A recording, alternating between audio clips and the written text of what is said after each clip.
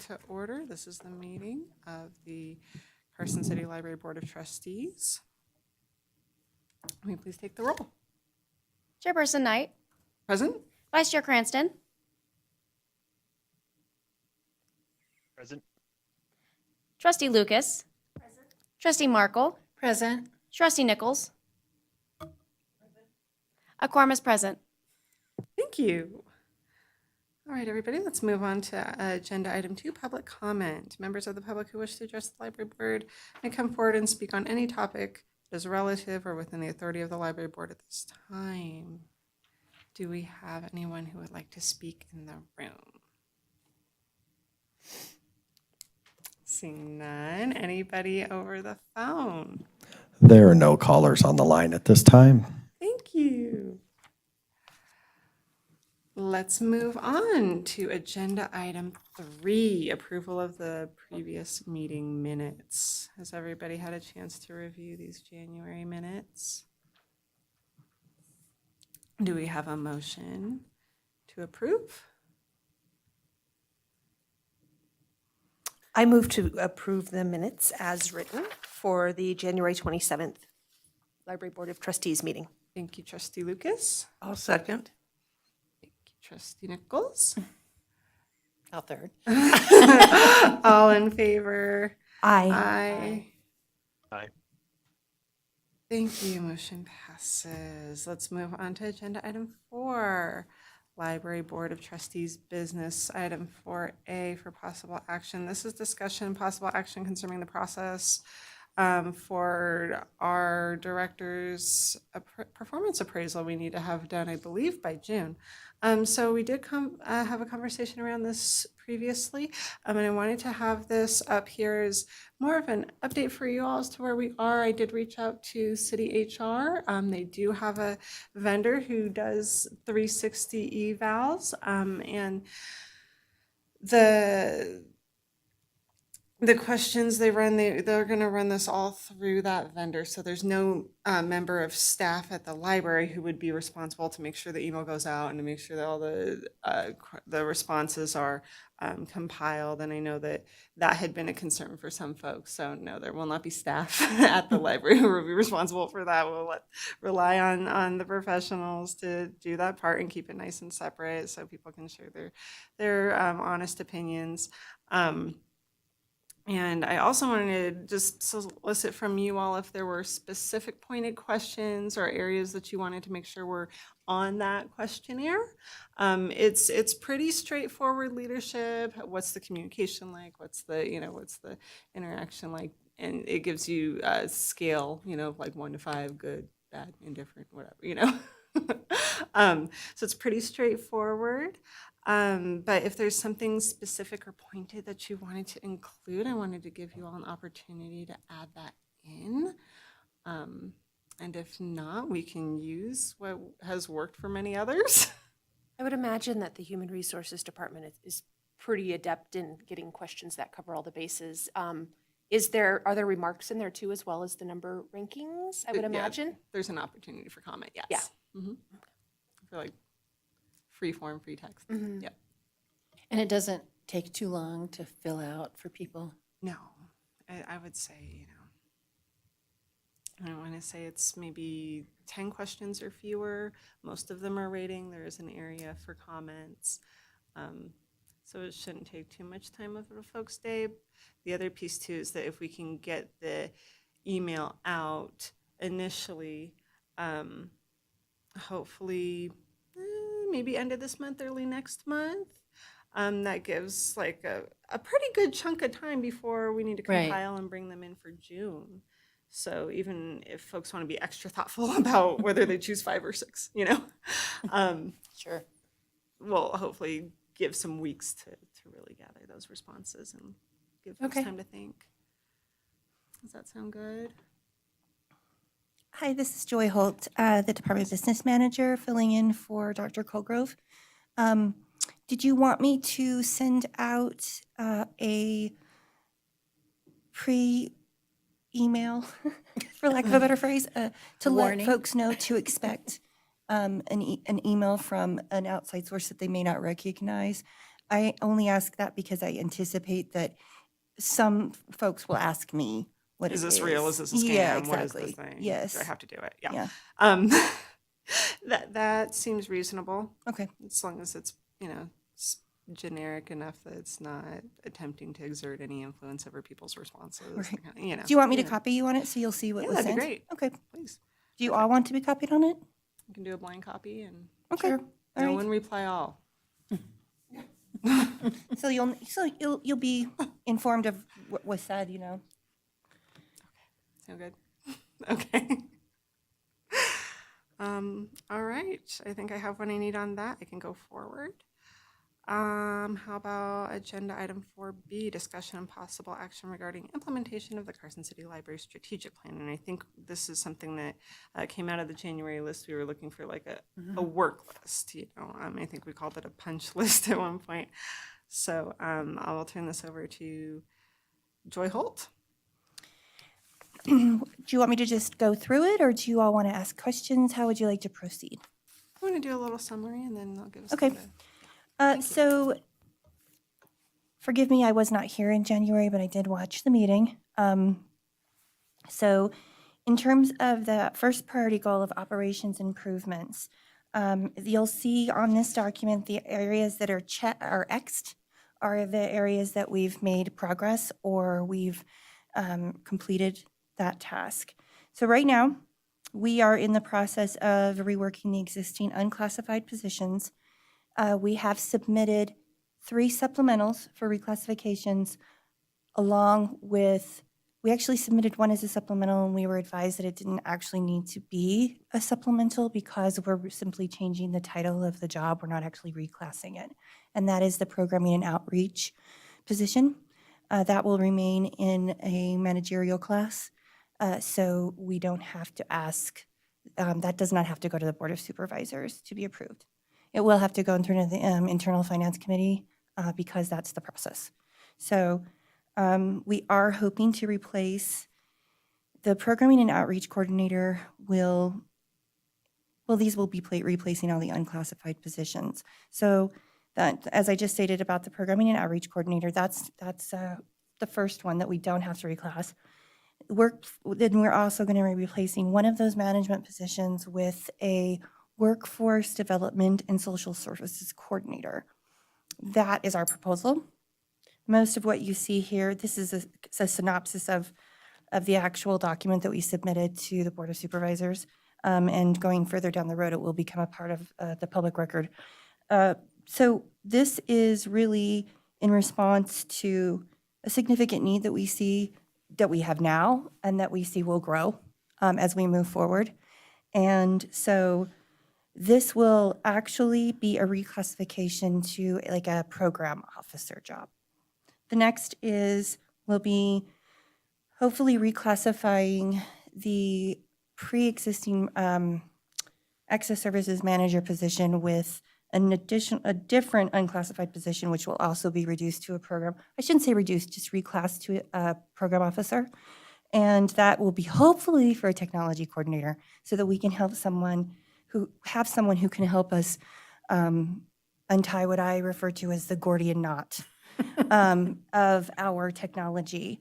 And it's literally not just a metaphor. It's actually, if you go into our technology room, knotted in some areas. So we have a really significant need for that. And it's just not something with the way that our network is set up and the way that our services are provided, it's just essential that we have someone who can help us. And I would say it's probably safe to say that we have the most computers of any facility in the city, and it's just a unique setup. So we're really hoping that we can get that technology coordinator position hired. And then we're hoping to reclassify the department business manager position to a deputy director to consolidate the duties of the managers. And this position will retain the existing duties and responsibilities of the department business manager. And this is just to create a greater efficiency, flatten the hierarchy, eliminate the almost one-to-one ratio we had of management staff to hourly staff, and also appropriately align with the general organizational structure of the city agencies. So, do you have any questions about that? That was a lot. No? I don't, I think we, as we're Okay. going down the list. Feel it's- free to interrupt me. Timeline for when we might have an answer on those reclassifications? Yes, ma'am. So next week, there is a meeting with the finance department, with the CFO and the deputy CFO, and I'm certain a variety of others. And all of the agencies or departments that are asking for supplementals will be there. That's so round one is the submission of the supplementals. Round two is the meeting to discuss the supplementals. And then round three is the decision whether or not those are going to be moved forward to the Board of Supervisors. Because finance has to make a decision about whether or not it's even possible within the budget. So in this particular situation, at the end of the day, the amount that we would be asking the city for additionally, because the supplementals are the ask for more money, is less than $1,000. So we're hoping that will help our cause. That's for a whole year. Yes. Yeah. Yeah.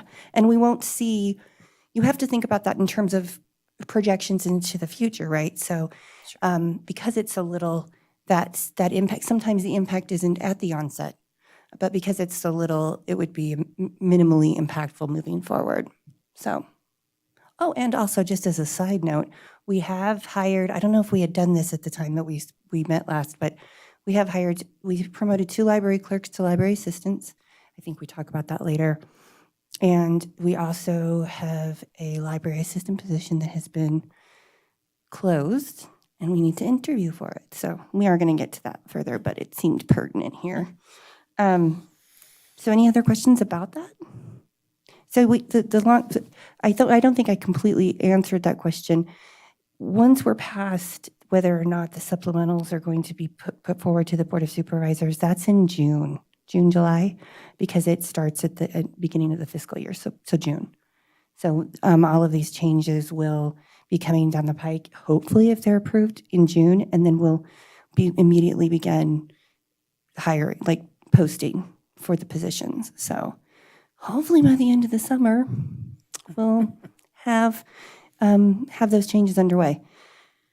That said, with the hiring of those 2 library assistants, we hired them with the expectation that those positions would be dedicated to the circ desk. So one would be dedicated to the information desk, which is the front desk, and then the other would be dedicated to the @2 or computer lab desk. And that has absolutely made our lives, and I think especially the lives of the staff, so much less stressful, because now they have time off of desk, and they have significant time off of desk. So the way that it's set up is we have 2 folks on the desk in the mornings, because that's when we're at our busiest, and then I'm the person who creates the schedule. In the afternoons, we only have 1 person upstairs at all times, and then in the afternoon and into the evening, that person is at the desk by themselves. But we do have a doorbell that buzzes in the back and lets them know if the line is getting out of control or they need help for some other reason, and whoever is in the back working is expected to come forward and help, which they do. As one staff member said, the doorbell is a game changer, which is interesting because we had it when I was at the library before and it always seemed to work really well. But it's a substantial freeing up of time to not have 2 people on the desk the whole day on the information desk. So, and I can't lie, it makes my job scheduling much easier. So I'm a fan. But I think that the staff also really appreciate it. And the folks that we hired in those positions, like I said, we were very clear that these were going to be designated circulation desk jobs, but they're also able, because they were been with the library before, they're also able to take on other tasks. So they're kind of jacks of all trade at this point, whatever anyone needs, which is really great because they're getting an opportunity to really cross train. So we also hired 3 additional part-time shelvers so that we could get caught up on our shelving, because we were on average about 14 carts of shelving backed up. And we are really making some real strides there. So, and we actually had just had one leave. So there's been a change in circumstance in the last week. But we wish him well. He's a very nice, nice young man, and he got a good job for himself, a full-time job. So, again, we hired the 2 full-time library assistants. We also did hire 2 clerks to replace the positions that those assistants came from, and they also almost exclusively work on the desk. And so that's worked out really well.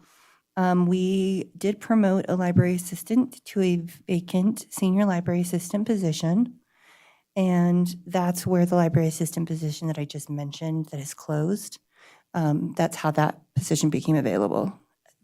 We also are promoting an existing senior library assistant to a librarian, which will create a senior library assistant opening, which has posted, and we'll see. So far, we don't have amount of response, so we'll have to make a decision about how we want to proceed. If we want to repost but it's not all said and done yet. So sometimes people come in late.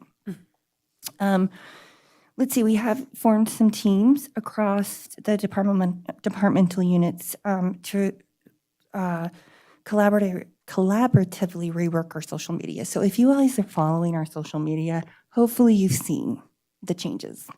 And that has been a very, very much a concerted effort. I will say we have the staff member that was promoted from senior library assistant from library assistant to senior library assistant. Her name is Haley Wilson, and she is really the one spearheading most of this. So she and I work collaboratively. She creates the media. Actually, all of the staff has been creating media. We've sort of created we created a team called the Marketing Czars. And it literally is 80% of the staff wanted to participate in social media, creating social media content. We have a Canva account, and people have already made contributions to it. So everybody's kind of jumped right in and really been great. So we expect to see that continue. Everyone is so enthusiastic. And I think it's really interesting and engaging for them to have a creative outlet. So, and it's just interesting, just anecdotally to see what sort of creativity people have hiding inside them that they can let out in this way, which is really great. So like I said, 80% of the staff are on the Marketing Czar team, and that is really to push out social media. And eventually it's going to include a very keen eye on our website, because it's hard to navigate. And it right now serves as more of an information depository, I think, rather than a marketing tool. So we really want to work with RAD, the vendor who helped rebuild that website, to use it as more of a marketing tool. Again, our staff is very excited about that, as is RAD. So that will happen as soon as we get our sea legs a little bit more with the social media. We are seeing a dramatic increase. I think we had like almost 40% increase of Facebook post attention or likes. So that's really good. And it's just an effort on the part of the entire team that's with us. Everyone, like I said, has just been really enthusiastic. So hopefully you're seeing it. Yeah. And you're seeing people like write in and say stuff. It's really satisfying to see that people are paying attention. I had one question. I think there was a post today about create a craft with small kids, toddlers. I mean, they were like 4 years old or whatever. Yeah. Some kind of spring craft, but their faces were all shown. Yeah. Do you guys have people sign releases? Well, I'm glad you asked that question, Trustee Markle, because yes, we do. Okay. And I actually just reached out to DA Woodbury, and we're going to follow up on that, because we've had them sign them every story time. Mm-hmm. And some of the parents have said, well, can we just, we've signed once. Is that okay? And other libraries that I've been at, post a sign that says this event will be that there will be photographs taken at this event. If you would rather we not include your child's photo, please let us know. So we're going to work that out. But as of right now, to be most safe, we're having folks sign a photo release each program. Good. Yeah. Thanks. So let's see, what else? So what's really exciting is we are almost to the same level of programs. Well, actually, I would say we're at the same level of programs that we were pre-COVID. So we've got, we're revamping story time. So we're going to have the 1 to 5 year olds, which is going to be Big Kids Butterflies. Then we're going to have baby bookworms for infants, because we had a lot of folks ask about that. And then pajama story time is coming back too. So how pajama story time is going to work is we're also going to do bilingual, and those two will, because we naturally, just based on data from previous years, we expect that turnout won't be as high.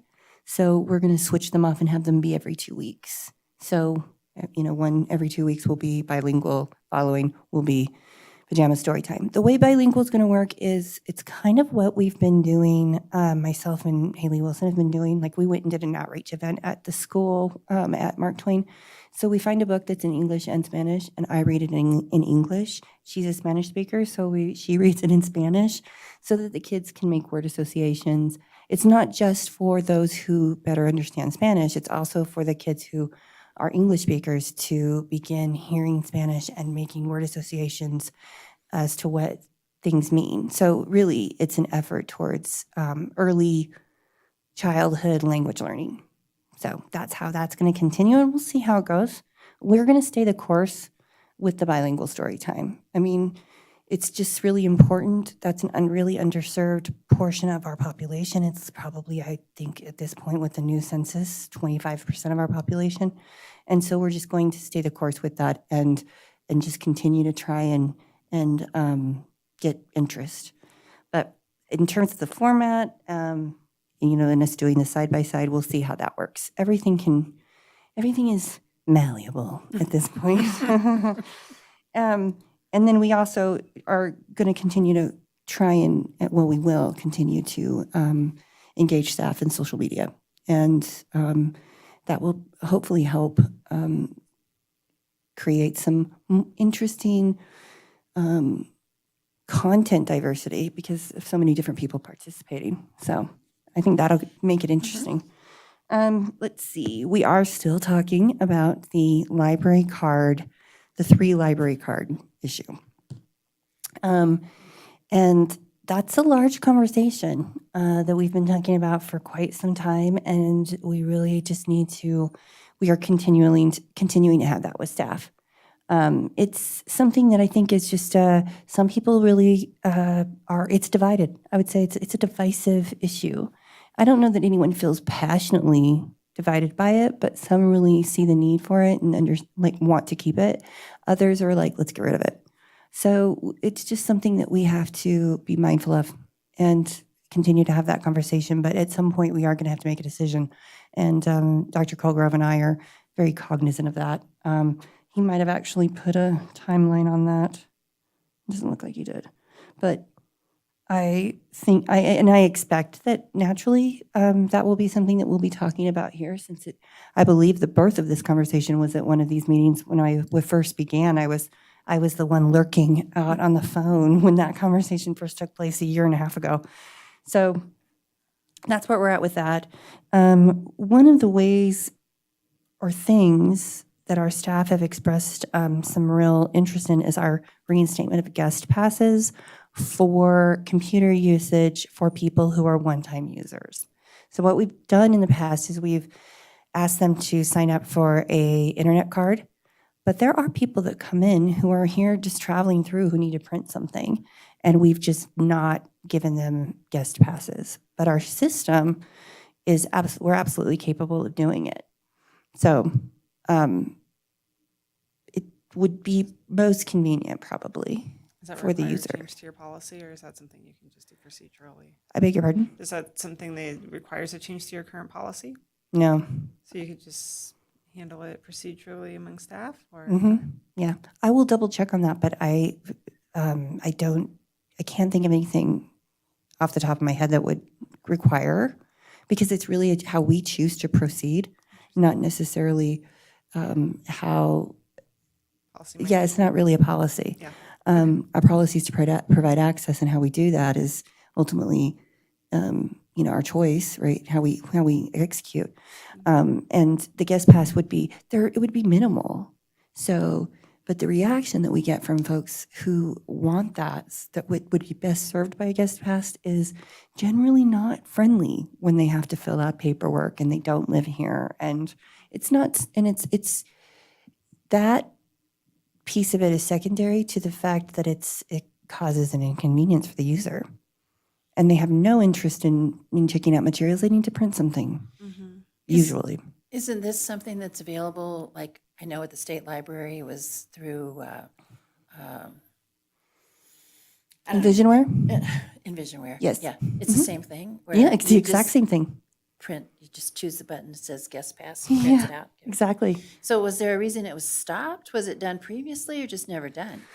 It was done previously, is my understanding. Why it was stopped, I've not been able to find an answer to that anywhere, so I'm not sure. It was a decision at some point, I'm sure, because we did do them. Envisionware, as far as I know, has always had that capacity, Yeah, and certainly other libraries do it. because filling out the paperwork would just be a pain. Well, I would say though, there's a potential or a reason to, even if you live in town, to allow the guest piece. Agreed. Just because maybe you don't come to the library frequently enough. And if your first interaction with the library after a period of not engaging is, oh, I can just hit this button. Okay, cool. Yeah, let's do it. And then you keep coming back because it works so well. Eventually, I should just get a card. Let's go for it. And you build that positive association back. And the other piece I'm thinking about too is evacuees, because we know Yeah. what fire season does. So. Exactly. It would be ideal. And I think that, we've talked about that. Like, what would we do if it's someone who's coming often?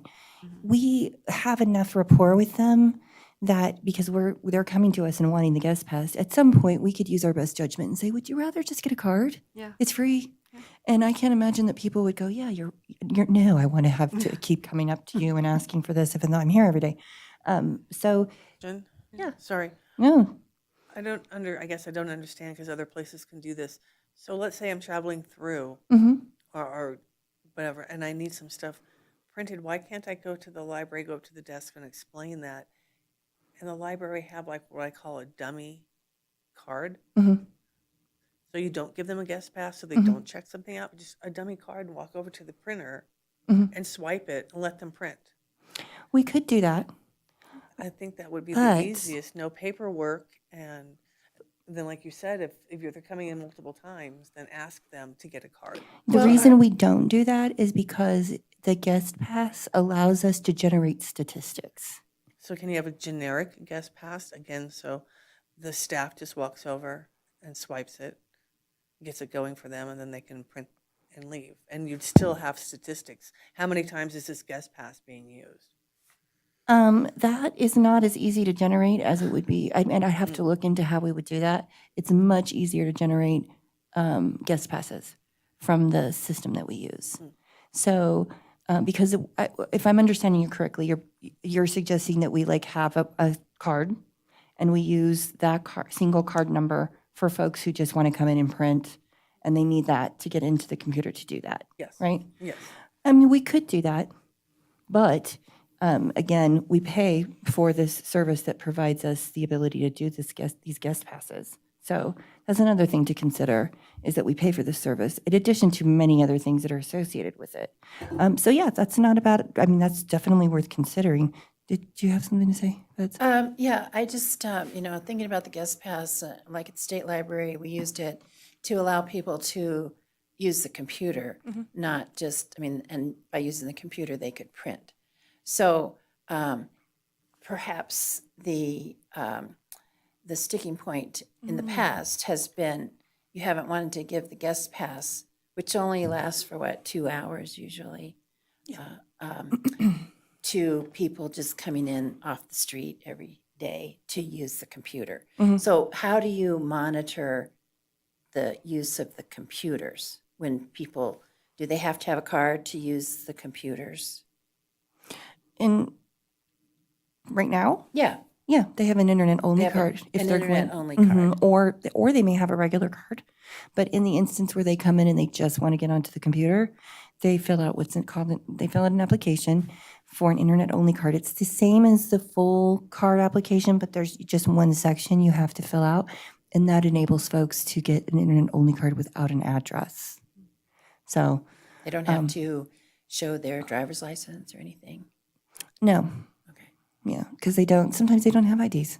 yeah. I mean, I guess So- Pass seems to be very efficient. You know, swiping a card, you need a machine that will accept the swipe of a card. And I don't know that, the machines, the printers, whatever, will accept that right now, to swipe a card, to print. Because sometimes you just want to print like a boarding pass or something, but you still have to log into your account. Right. So you have to get onto the computer. That's what I was understanding, Trustee Nichols, that you were suggesting that we just have a dummy card that someone could use to get on the computer, right? Like I said, somebody, if they're coming from out of town, or something happens and they have to print a will, I don't know, Yeah. something, but, and so they come into the library and just make it as easy and friendly. Well, they don't always, if it's something that they have on like a jump drive, they don't actually have to get onto a computer to do that. But if it's something they need to print pulling from their email, the only thing that, the method that you're suggesting a problem that could come up is if we've got multiple people in the library at once, because the system is not set up to let that Okay, thank you. two people use that card at once. Does that Thank you make for sense? clarifying that. Yeah. That makes sense. Wi-Fi printing. We do, yeah. So somebody can walk into the library with their laptop and pull up their boarding pass and print, Yes. right? Yeah, So there's no barrier to doing that. no. I say use the guest pass. I mean, because it doesn't sound to me like, do you know how many of these guest passes or internet cards you generate on say a weekly basis? The internet cards? Yeah. I could figure that out. I mean, I don't think it's anything we need to, Yeah. keep track of, but it seems to me if you can push a button and generate a guest pass, that's pretty, because otherwise, someone has filled out something, so that means someone has to take the information that's been filled out and put it into the computer. That's precisely what's generating this conversation is the staff time that we're spending having to enter these folks into the system to allow them to use their card. When it's literally a card that they will never use again because Yeah. they're not residents here. They don't work here. They're simply here to use the library one time, or they think they're going to use the library one time and they come back. At that point, that's where we suggest if they are someone who doesn't have an address, do you want to get an only card? But this would be a time saver, and frankly, if you take that time and times it by the hourly rate of the staff member, it would be a savings. So because it does take time. So it's sort of like courtesy free printing up to 10 pages or something like that. I mean, it could be limited if you wanted it to be. But, Yeah. just to let people know it was a courtesy thing. Yes, but let's be is- clear, we're not offering courtesy printing. Because that is, I would hate for someone in the city to get the impression that we're doing that. Oh, I'll leave it at that. Right. I mean, that's why I said up to 10 pages Yeah. or whatever. Yeah, but you're Because right. I mean, it definitely- is a courtesy that we Yes. would be allowing someone to come in Yeah. and frankly, it's really not that often, but we are a tourist destination, and so we do have those instances, and it's something that really our staff feels strongly about, and quite frankly, some have come forward and admitted that when nobody's looking and no managers were around, they would just make a guest pass anyway. So it's best, but that's not aligned with our policy or it's not aligned with our procedure, so it would, and I see their point. It makes most sense to, I think, but we haven't made that, we're making that decision right now. Is there a correlation between what is easiest for staff and what is easiest for the end user? Sometimes. And in this case? In this case, it's, The guest pass is the way to go? Or I think so. I think that this is a good marriage between those two things. I think always our approach is that it'd be easiest for the end user. And I think that Dr. Colgrove and I are both very mindful of making decisions that are not from, we always want the staff to be happy, but mostly we want the users to be happy. And so we can't, we're sort of trying to, as we're going forward with some of these changes, making sure that we are doing things that are to either improve or maintain the satisfaction level of the user. Because there are some things that we've done in the past that were probably likely done because it was easier for our staff. Yeah. Makes sense, okay. So, so we're still there talking about those things. And then we are dedicated to enforcing compliance with our library confidentiality policy. Do you have any questions about that? Where that's coming from? Do we have an incident? Do we have an incident? Well, it turned out we had a procedure of allowing folks to come into the library and simply walking up to the desk and saying, for example, my name is Joy Holt and I don't have my library card number. And they would say, okay, let me look up your name. No ID required, nothing required, just my claiming that I'm Joy Holt and giving that person their library card number. What do you do with people who have a common name? Like, there's multiple people with that name? We would ask them to tell us their address, apparently. This was something that we actually, Dr. Colgrove and I said, and the policy speaks to having to provide an ID, an Nevada ID.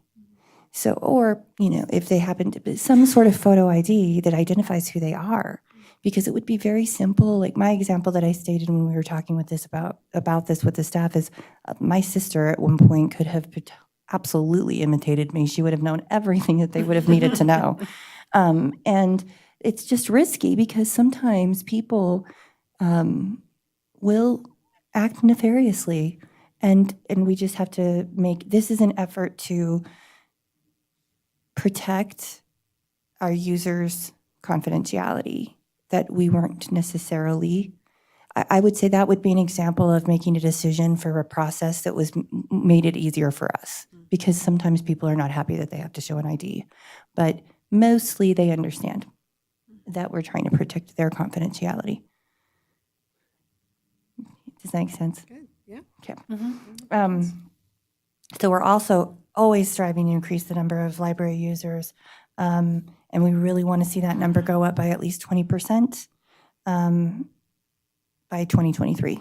So hopefully all of these efforts, that's the end goal. One of the end goals of the strategic plan is to see this improvement in participation in library programs. Prior to COVID, I could prattle off, if you had questions, about some of our average program attendance prior to COVID. And we have some area for improvement there. We're also going to work with, we are having so many issues with one of our registers. When you see R2 there in that one particular section, Todd is actually actively working with the vendor, which is also in Visionware, to resolve this issue because this particular machine just keeps on throwing all kinds of faults and codes and just not working as it should. We also need to move the branch manager, which is sort of the computer that is the brain of all of the Envisionware, which is lots of stuff, is on our front service desk computer. So it would probably be most prudent to have that on a computer that is not being used for transactions. Does that make sense? Yeah. Okay. So we're working on that, and we're going to hopefully continue to upgrade hardware. We've also cross-trained staff. For a while, the keys to unlock the registers when they wouldn't open because there was a glitch in the system were MIA. So I went on a hunt for those and found them. So now we can unlock the register with a key if we need to. I just have a question. These are registers for, Cash transactions. and the cash transactions consist of paying for lost books, or? It I can, mean, you a don't- variety of things. You don't do fines anymore, do We you? do not, but sometimes people do come in and pay for damaged books.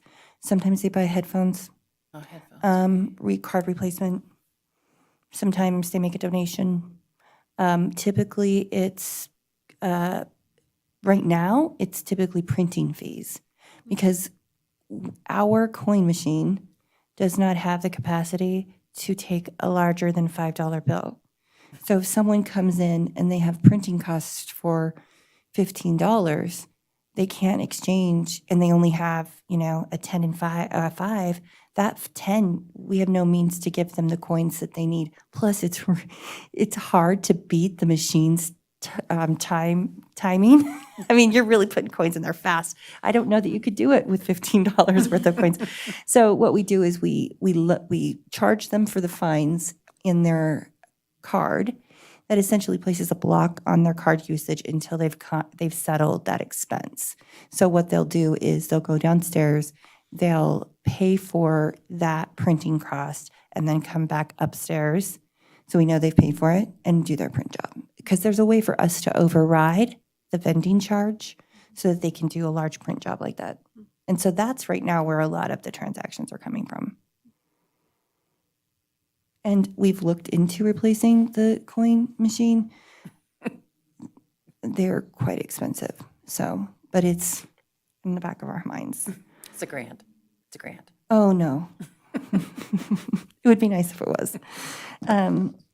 So we have, when we had our staff development day, our staff had some really interesting suggestions. They wanted to have a staff in and out board. So when someone leaves a building, they can just look at it and know that we're not there. So we did that. They wanted a bulletin board for us to share information and just kind of have like fun stuff. And we've done that. They also wanted to cost train and collaborate on different services. So we've done that, as you can see. Also, we have 3 staff members that have cataloging experience. And in fact, our librarian in Access Services was a cataloger for the Library of Congress. So there'll be opportunities for her to do some of that work that she didn't do before. So that's part of what's going on there, is we're just allowing the staff to kind of let us know what they want to do, and trying to find a balance between what they want to do and what we must have them do. And so far it's been successful, I think, unless they disclose otherwise.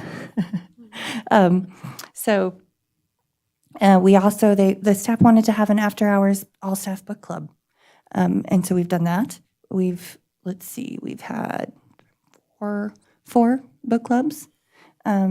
And we have a theme every month. Last month was, we ran January into February was James Patterson January, because we're all literary snobs and we're like, ugh, we'll read a James Patterson, just to have fun with it. And it was actually the most lively book club conversation we've had, because we were all just like mostly being snarky librarians about James Patterson.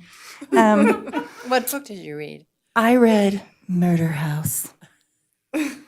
And I'm pretty sure it's like one of those, I'm pretty sure all James Patterson books, you can like skip the first 5 chapters because they're all pretty much the same. You should probably just skim down what are the characters' names and then jump ahead to the 6th chapter. And tell me about the after hours part of the all staff book club. Oh, I'm This sorry. is that they're not paid for this time, or is this No, just they they're wanted to do coming it, in and yeah. socializing? Okay. Right. They wanted to do it. They wanted to do it as a way to build rapport with one another and team spirit. And this was absolutely a staff member's suggestion at it was either our last or second to last staff development day. And so we thought, why not? Yeah. And so not everyone does it. Some do it. Some dip in one time and don't come back next. I do it every time. I'm always coming in hot on finishing my book, but it's really fun. And we pick a place to go every time. We try to find something that like kind of suits what we're reading, and we just we just commune together basically. Cool. And then we also launched a staff game night again after hours on their time. And we just did the first one and it was really fun. So we're certainly going to, we had a staff member who wanted to do it and she wanted to host it. And then after that, we agreed we all contributed money to the food fund. And so, yeah. And this staff member wanted to do it. And Dr. Colgrove and I were like, if you want to do it, let's do it. And it worked out. So, and most of the staff participated. So that was cool. I think we're going to do a trivia night. So if you're interested, I requested that. Librarians. Yeah, I requested that because that's my wheelhouse. Because I really failed at this last one. I think it was a card game where you had to have like whomever had the most cards at the end, up to 5 cards won, and I had 1.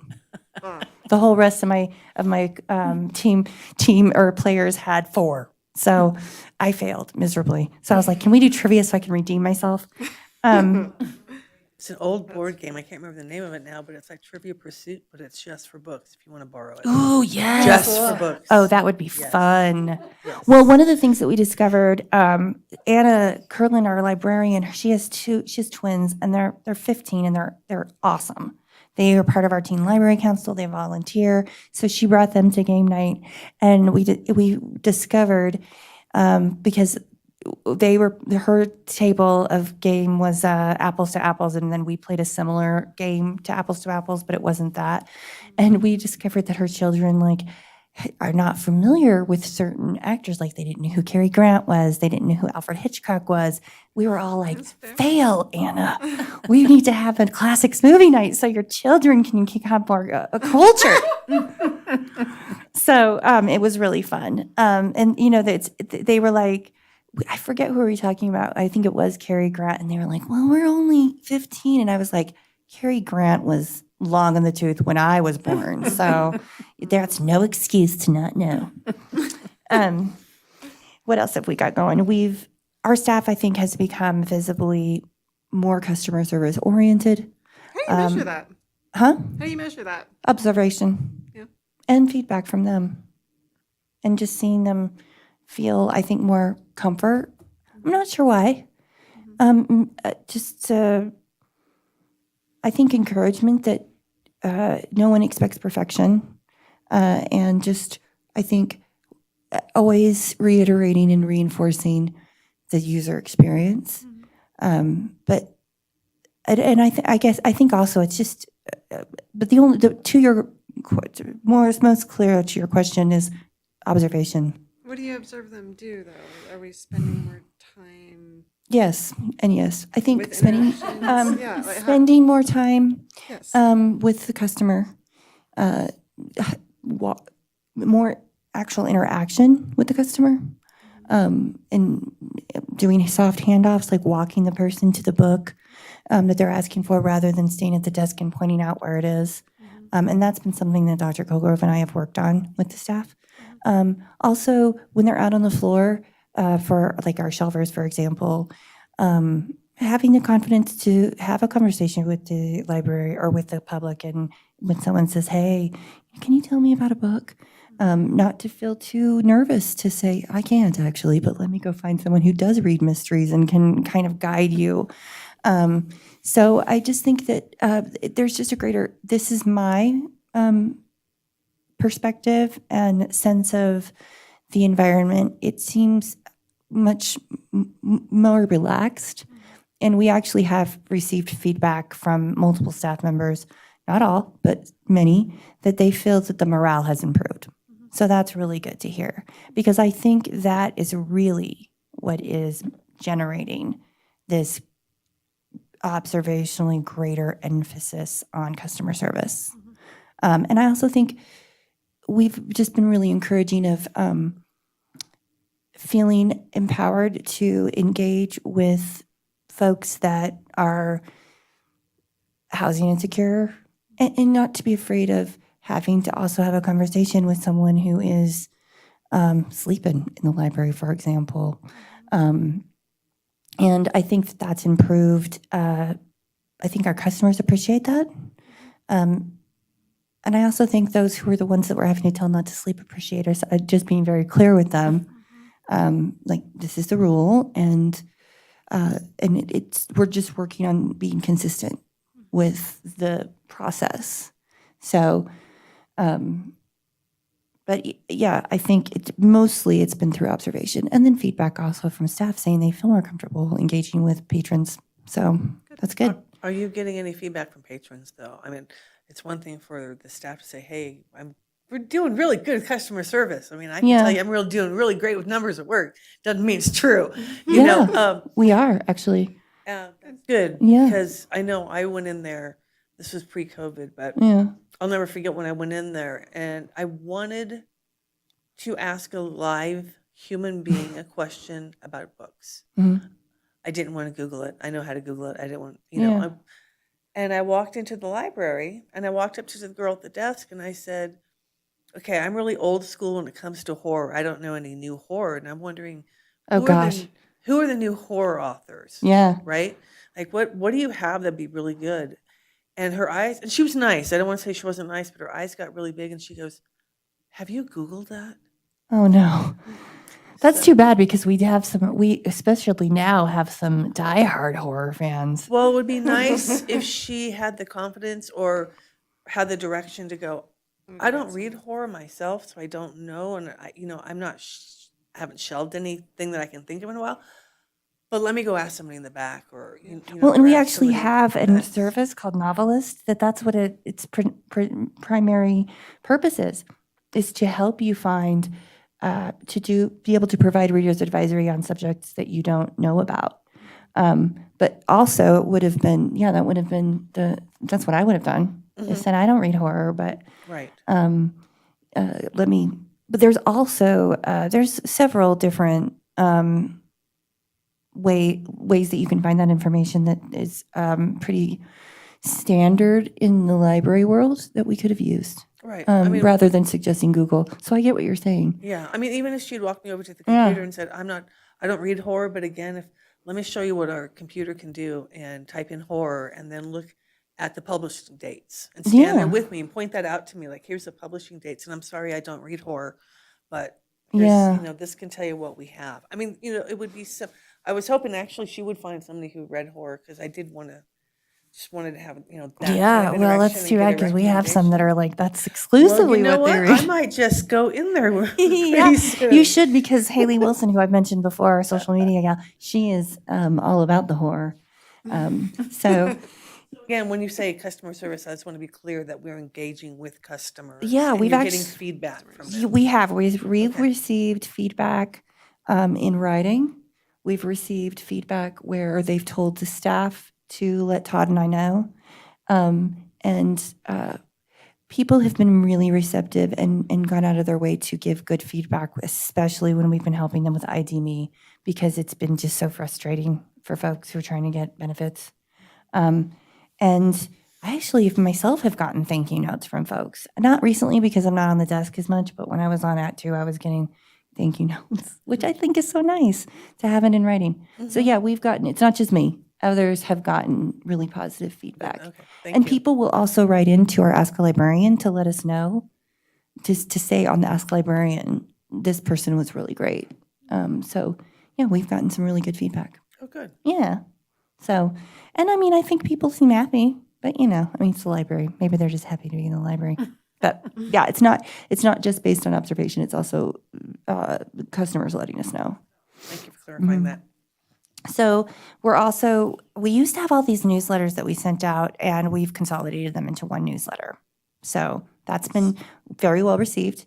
I think people appreciate not being spammed by a bunch of different newsletters and just clicking off of them. So we've tried to really, and we're continually tweaking that and trying to make it more of a marketing tool. And we're just really focusing not just on marketing, but we're really ramping up our efforts there because it's so important. And it's as Trustee Markle can, I'm sure, attest, librarians just in general, libraries in general, haven't been the greatest at marketing in the past. So that's something that we're working on. And eventually, I expect it will develop into a marketing plan with an action plan attached. So we are still trying to identify changes in the near term about the furniture layout throughout the library. You will probably notice that if you come into the library that we've moved some of the more kind of loungy, slouchy chairs off of the main floor up to the second floor and moved tables down to replace that on the main floor over by the media and large print area because we were getting feedback from folks that there wasn't enough places for them to, like enough tables for them to sit at. So we've accommodated that feedback. And so far we've seen it pretty well used. So we also moved some really cute, colorful ottomans out of the digitorium and into the children's section. And we've gotten some really good feedback on that too. So these were minimal and pretty easy fixes.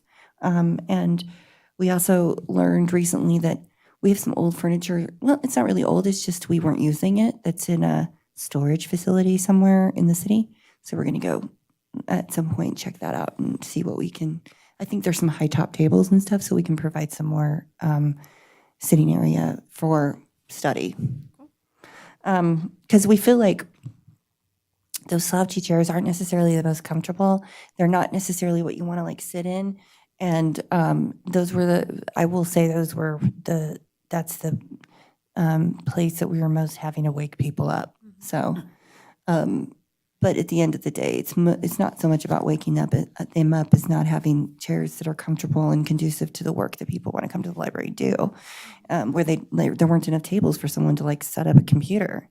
So we have seen a lot of increased traffic for that kind of work. Again, that's just based on observation, but so we got the library back open, as you know, 7 days a week. We've reworked the calendar to include 3 late days, and we have been continuing to keep a very watchful eye on our gate count and where during the day where people are in the library and what they're using it for. And eventually we're going to collate that data shortly and see where,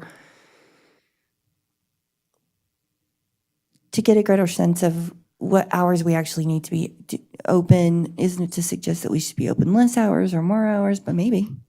But we need to have some data to support it. These are all things that we just need to get a greater understanding of. So, It sounds like it might also inform staff scheduling. beg your pardon? It also sounds like it might inform staff scheduling. Absolutely. Yeah. So hours open, but necessarily how many staff do you need? Yeah, and I think too, one of the things that we've had to help staff overcome is a fear of being on the information desk by themselves, because they just had never done that. And so I was cognizant of that when I started to make that transition to the evening folks being on the desk by themselves. But once we installed the doorbell, the feedback, because I actually went around and asked everyone, like, how are you doing? How do you feel? Do you feel safe? And they were like, the doorbell's a game changer, because there's people back there.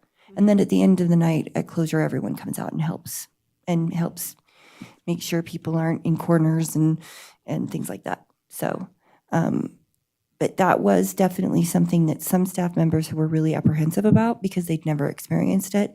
And I think they felt like they might run into being really busy and not having help. But once it only took, I would say again, this is just my observation. I would say that it only took a couple of shifts of working in the evening by themselves to realize, oh, we don't need two people here right now. So that has been, we wanted to make sure we did that with their concern for safety in mind. And I think that we've turned that corner, hopefully. If we haven't, and if there's any feedback received about that, that would be the first we've heard of it. But you never know. Sometimes people are reserved about wanting to give information without confidentiality. So, but we're very cognizant of it. Let's see, what else? One of the things that we've talked about and we've learned about, and I actually just did a training where people talked about this, was a product by a biblioteca called Open Plus, and it allows users to have a card that will let them into the library after hours. Right. Some libraries, like the librarian that I just talked with about this, they actually used this in a library in California to open up a small storefront library that was actually not manned at all. It was meant specifically for a underserved neighborhood to have access to materials. And then as to the details of how they've decided to who gets the card and what are the criteria and all of those things, that's all stuff that have to be worked out. And that's a long range plan, but it is a very interesting idea. And it was really interesting in this training that I was at because more than a few people were from districts. I was in a cohort with Southeastern libraries, and many libraries were doing this for these sort of small branch areas. So it's an interesting thing to consider. So we're looking at it and talking about it, and it's something to just kind of have in the back of our minds that other libraries are having great success with it.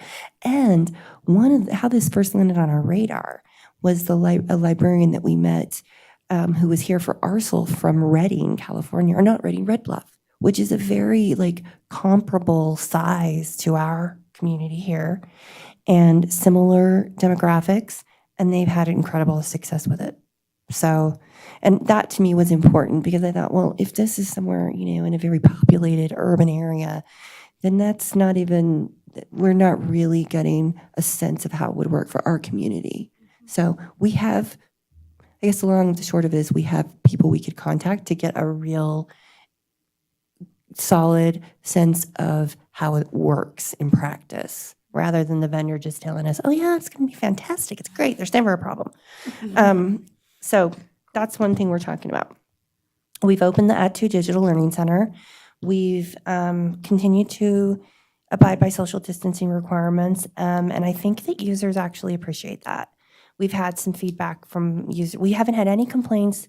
We have had people say we feel more comfortable that it's every other computer. So we did again remove some furniture and equipment that was stored in our collaboration room upstairs to provide greater seating downstairs. We have actively and are continuing to change. I mean, I've probably said it here tonight, to move from using the term patron to users and community members to just have a greater sense of inclusivity. Some of the staff, I think, feel more comfortable with community members because they feel like user speaks to IT speak. So I think that we're all getting there. The fact that everyone is trying is really indicative of how everyone is really wanting to work as a team and understanding that that this really is about our community. Our users are our community. We've opened the collaboration rooms. One of them, we've had the sound booth open. We've had some users in there doing podcasts. We have allowed Richard Zemke, who provides works with DHHS, to use various rooms at his convenience. Sometimes he's out in the open in roams. Sometimes he's if the folks want, if he's out in the open, like in our sometimes he sits in the gray area upstairs and people will approach him. And if they want confidentiality, he'll take them into the conference room. So he has he's never not busy. So, it's really gratifying to see that we're meeting that need. for folks. And we're going to start now. We need to really start pushing marketing for that service. But he hasn't needed it, I'll say that, because he's not, it's just word of mouth at this point. Is he's got great success. He's always got people there. What else? We have reorganized the Spanish juvenile fiction section and consolidated it. And we certainly are seeing that get more action. And the users have commented that they're grateful that it's all in one place now. I mean, people are seeing stuff that they never knew we even had because it was so spread out. It just it didn't feel intuitive to the users, I think.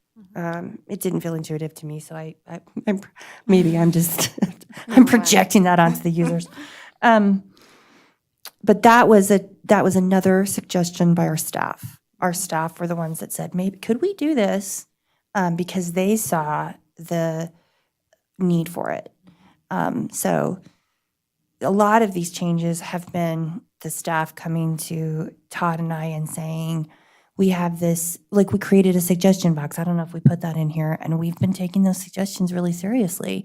And it's given staff the opportunity to speak anonymously and make the suggestions that they want to make, but it's not this sort of opportunity to complain. I mean, it could be, but no one's used it as that. They've given very thoughtful, meaningful feedback that and we've tried some of the stuff that they want to do is super aspirational, and we could do it. It's just going to take time. And so we always reiterate to them, it's never no. Sometimes it's further down the line. It's never, we're always going to try and come from a place of yes. And so we have to wait to address this as we get further along. We hear you, basically, I guess is the message we're trying to deliver. We hear your suggestion, but it may not be, that might be something we need to build up to. Because sometimes the questions or the suggestions are like very much a 40,000 foot goal, which I mean is achievable. It's just going to take more time than some of the other stuff. The stuff that we've been like, yes, we can do that immediately. We've done. For the most part, I think. And if it's not possible at all, which is very infrequently, we'll explain why. Because sometimes the suggestion might be that they don't have all of the facts as to why it's a certain way or whatever. But that's been it really maybe once. And I think the staff's been receptive and they understand when we explain the why. So we have, let's see, we've continued to move that furniture like we mentioned before. We've been more creative with our displays. Actually, our displays are at a site right now because our staff are collaborating on that. They're super cute. They're just so bright and creative. And it's not just one staff member. It's all of them contributing and collaborating with one another. They have some of this, like, for example, speaking of suggestions, was to buy certain toys. And we thought, yeah, why not? Let's buy toys. And we bought a bunch of different toys that we thought were age appropriate specifically for the kids that were at story time. Because mothers were like, there's just not any toys here. So we bought this little train set and some wood blocks.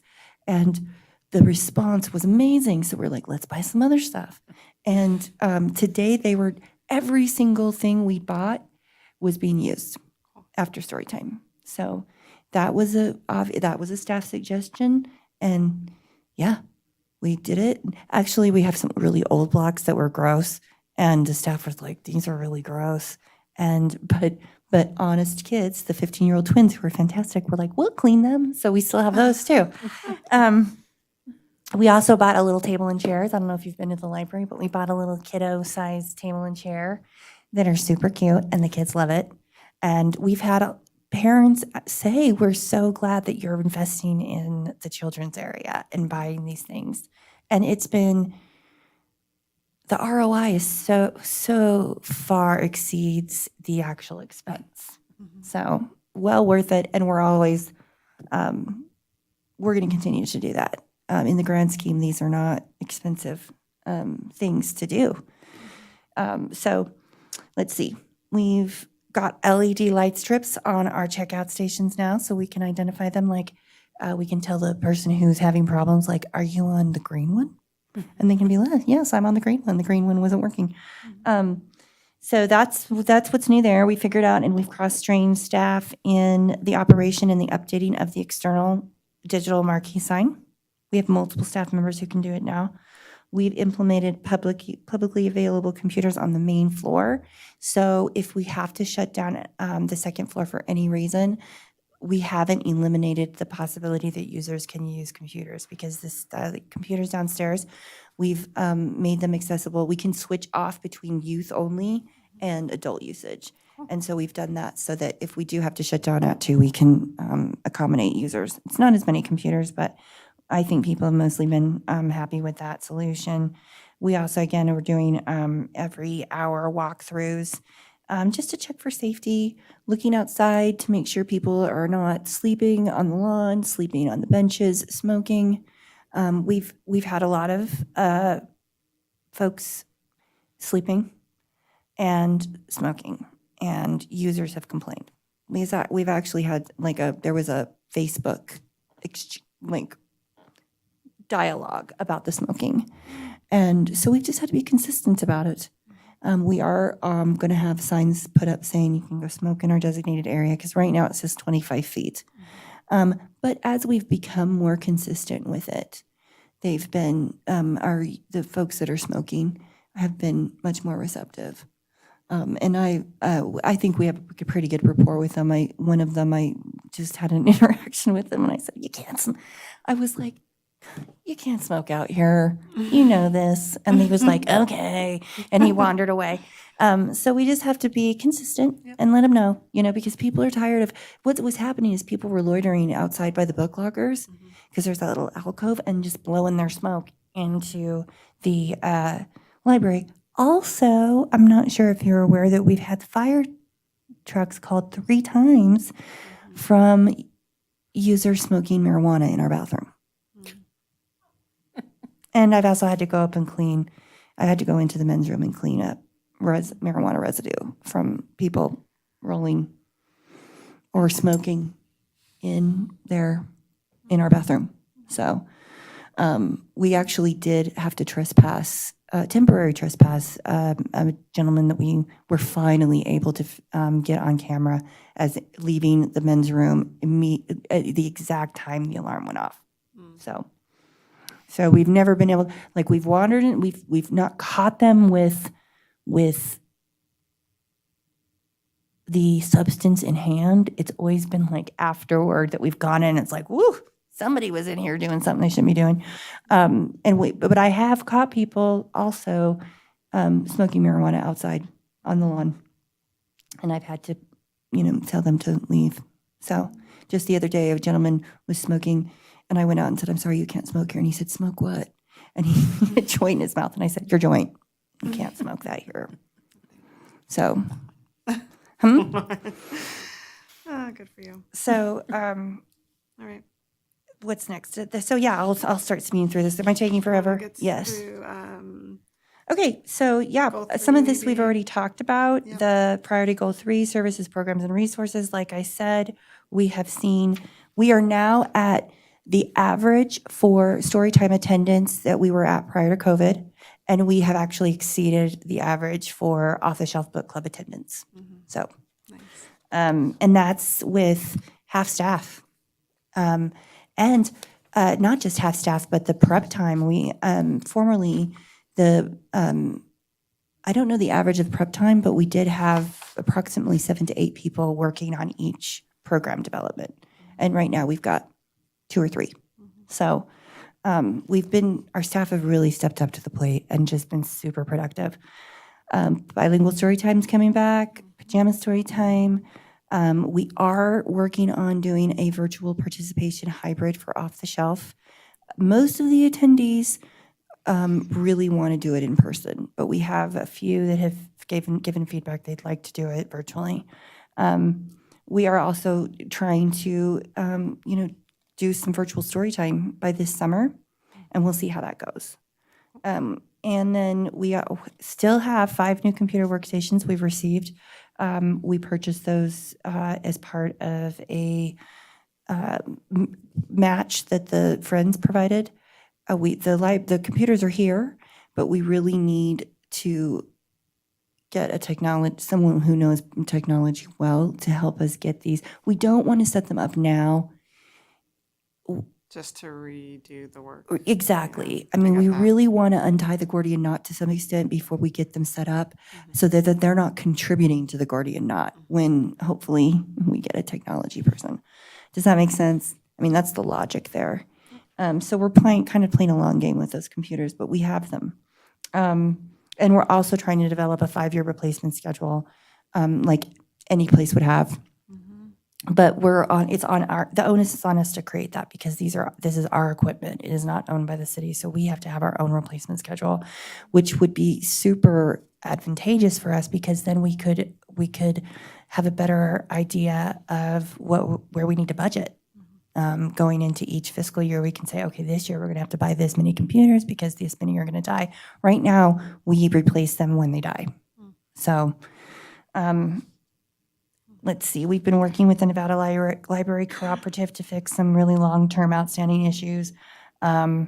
Just staff not having permissions to produce statistical reports that they need, and then other job tasks that some of the stuff that's come to light the requests have been made numerous times, and it just, the fix either didn't stick or it didn't happen for whatever reason. So we're just trying to really be mindful of following through on that stuff. Let's see. We are hoping, and we actually are still working on, but are close to completing an inventory of existing library technology. And this is absolutely everything. Like, we have an inventory of the digital equipment that circulates, but we have so much more stuff we have so much stuff that we need to that we don't have an inventory of, and we really need that to happen.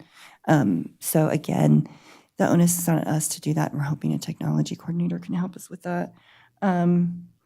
We are also going to continue to keep a very close eye on providing best services and changing needs of our community, and just always not lose sight of that. That's our purpose, and constantly reinforcing that, and just being open, I think, to folks reaching out, and then outreach as well. We've had people reaching out to us that is really cool, that in the last couple of months. So we hope that some partnerships are percolating right now.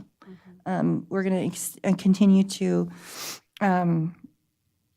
ensure that we're complying with the city department's trainings or the city's trainings, their career development resources, and things but also not just what the city provides, but what we provide that the city employees could use. So really, that's just about us getting out there and marketing our materials that in a way that is more targeted. And we're currently talking about how to best and better market our specific digital resources. Like, what do they do? How can you use them? And just making it more convenient for users to get to them. Right now, they're pretty buried on the website. So that's one thing that's going to have to get fixed. So there's a lot of things going on, but these are all things that make the work exciting and interesting too. So, and then we also want to create develop a new employee welcome packet, and for new employees throughout the city, and give them a little, welcome packet from the library. Like, here's what we do, here's our resources, a little swag bag. We also, again, want to continue to do our outreach efforts by partnering with the Boys and Girls Club, which we've done every year through summer learning. We want to increase our library outreach and engagement with the K-12 schools, which we've already had one event where we went and did a story time. They reached out to us, and sort of Dr. Colgrove and I's, and our staff too, our perspective has been, we don't say no. unless it's just totally impossible, we're doing it. We're going to do everything we can to engage our community through these partnerships. We are also going to be, we've reached out to Parks and Rec to do some collaborating with them on after-school programs and targeting programming. And we'd really like to use the Maker Van and Pedal Library more. But those are all things that are on the horizon that we're focusing on. Also, there's some stuff going on and changes coming down with our arts and culture here in Carson City. And we hope that those changes, it seems like here in the early stages that it might be a real opportunity for us to collaborate. So that's in our sights as well. So we've, as I've said, we've resumed a lot of in-person programs since COVID, and we've had great success.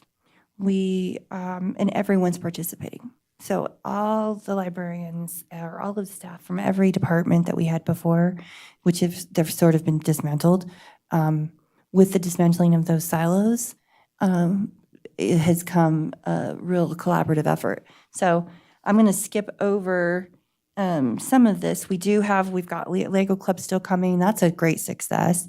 The citizenship classes, which I do want to say that I actually had a conversation with the man who leads that. He's a volunteer through RSVP, and he said that they've had hundreds of people finish and get their citizenship because of the service that the classes they're able to attend that the library provides the location for. So that's super exciting and gratifying. And we were able to continue and deliver the Winter Reading Challenge successfully. So, and, we just we've been able to continue to provide service and in some cases, I think, improve it with half the staff. And that really is just on the staff's willingness to step up and really engage in a way that I wouldn't say they weren't doing before. They've just really risen to the occasion. We're getting more audiobooks. We got one ARPA grant we spent on audiobooks. We're pretty much spending most of our state collection development grant on audiobooks, not just audiobooks, but e-books and audiobooks. And then there's another ARPA grant coming down the pike that we're going to, that we've been allotted money for. And this will require your signature next week because we actually just got word of it last week that this money was available. And so we're going to, again, and it's specifically for the development of digital resources, and they list out audiobooks, ebooks. So we're going to just continue to ramp up our ebook collection. And our goal is to not purchase them all at once, but to purchase them, stagger the purchase so that we're getting the most up-to-date content. So, and that benefits all the libraries that are part of our consortium. So it's a double whammy. Double win. So let's see. And that ties into the Libby app because all of that stuff is available on the Libby app. Let's see. We actually also purchased, I think we already have, you guys already know this, but it bears repeating that we purchased with a grant. We purchased 14 new Chromebooks and 10 new MacBooks. Some of those are circulating. Some of them weren't able to get across the finish line before our Access Services Manager left, so we're still working on those. But we're going to get there. And the purpose of that purchase was for them to circulate and meet digital needs in the community. We also have, that's what's expanded our VR and laptop equipment checkout is those computers. We purchased some new Kindle e-readers, and we purchased new content to go on them. We've expanded our homebound delivery, and this ties into your question, Trustee Nichols, about how do we know that the communities that we're improving from their perspective is, again, observationally better providing readers advisory. So when someone comes in and says, I would like some information about horror books, that we're actually engaging, and we're not saying, oh, Google that. So, and we've seen it. I mean, and it's interesting that because our staff we're all readers for the most part, or listeners in my case. So and we've been, I think that's improved because we did a training on the novelist tool, that, which is what I mentioned earlier, that allows the staff to go in and find that reader's advisory, and it's curated to it, and it works in such a way that it's very simple to use so that they can help folks find stuff in a genre that they're not most familiar with. So then I don't know if y'all heard, but we got 15,000 COVID tests that we're handing out. Just the library got 15,000. They asked us if we wanted to do it, and we told them how many we wanted. And we've actually given a lot out. I think we've given out like 500 or 600. So, and I, in my fantasy land head, I don't know this will ever come to fruition, but I think it would be fun to give out like a little swag bag with for the COVID tests, like here's our calendar, and that kind of thing. So that's an opportunity too. Let's see. We're going to continue to look at space and best utilize it. We're going to continue to, we're going to hopefully hire a consultant to help us with, continue to help us with our human-centered design and user experience work. And we are hoping to get the makerspace back up in a way that is most meaningful and useful to the library users. That's always under the back of our mind. And it is really important that we're focused on it, and it's really important because that equipment is aging, and it has not had a lot of use based on statistical analysis that I've done from the onset of the makerspace. So there's a lot of opportunity there, and we have it in our sights. And that's another place, not necessarily that the technology coordinator would be solely focused on, but it would be helpful. And side note, we'd bought a Cricut. So we're still working on figuring out exactly how to use it, but we're getting really close.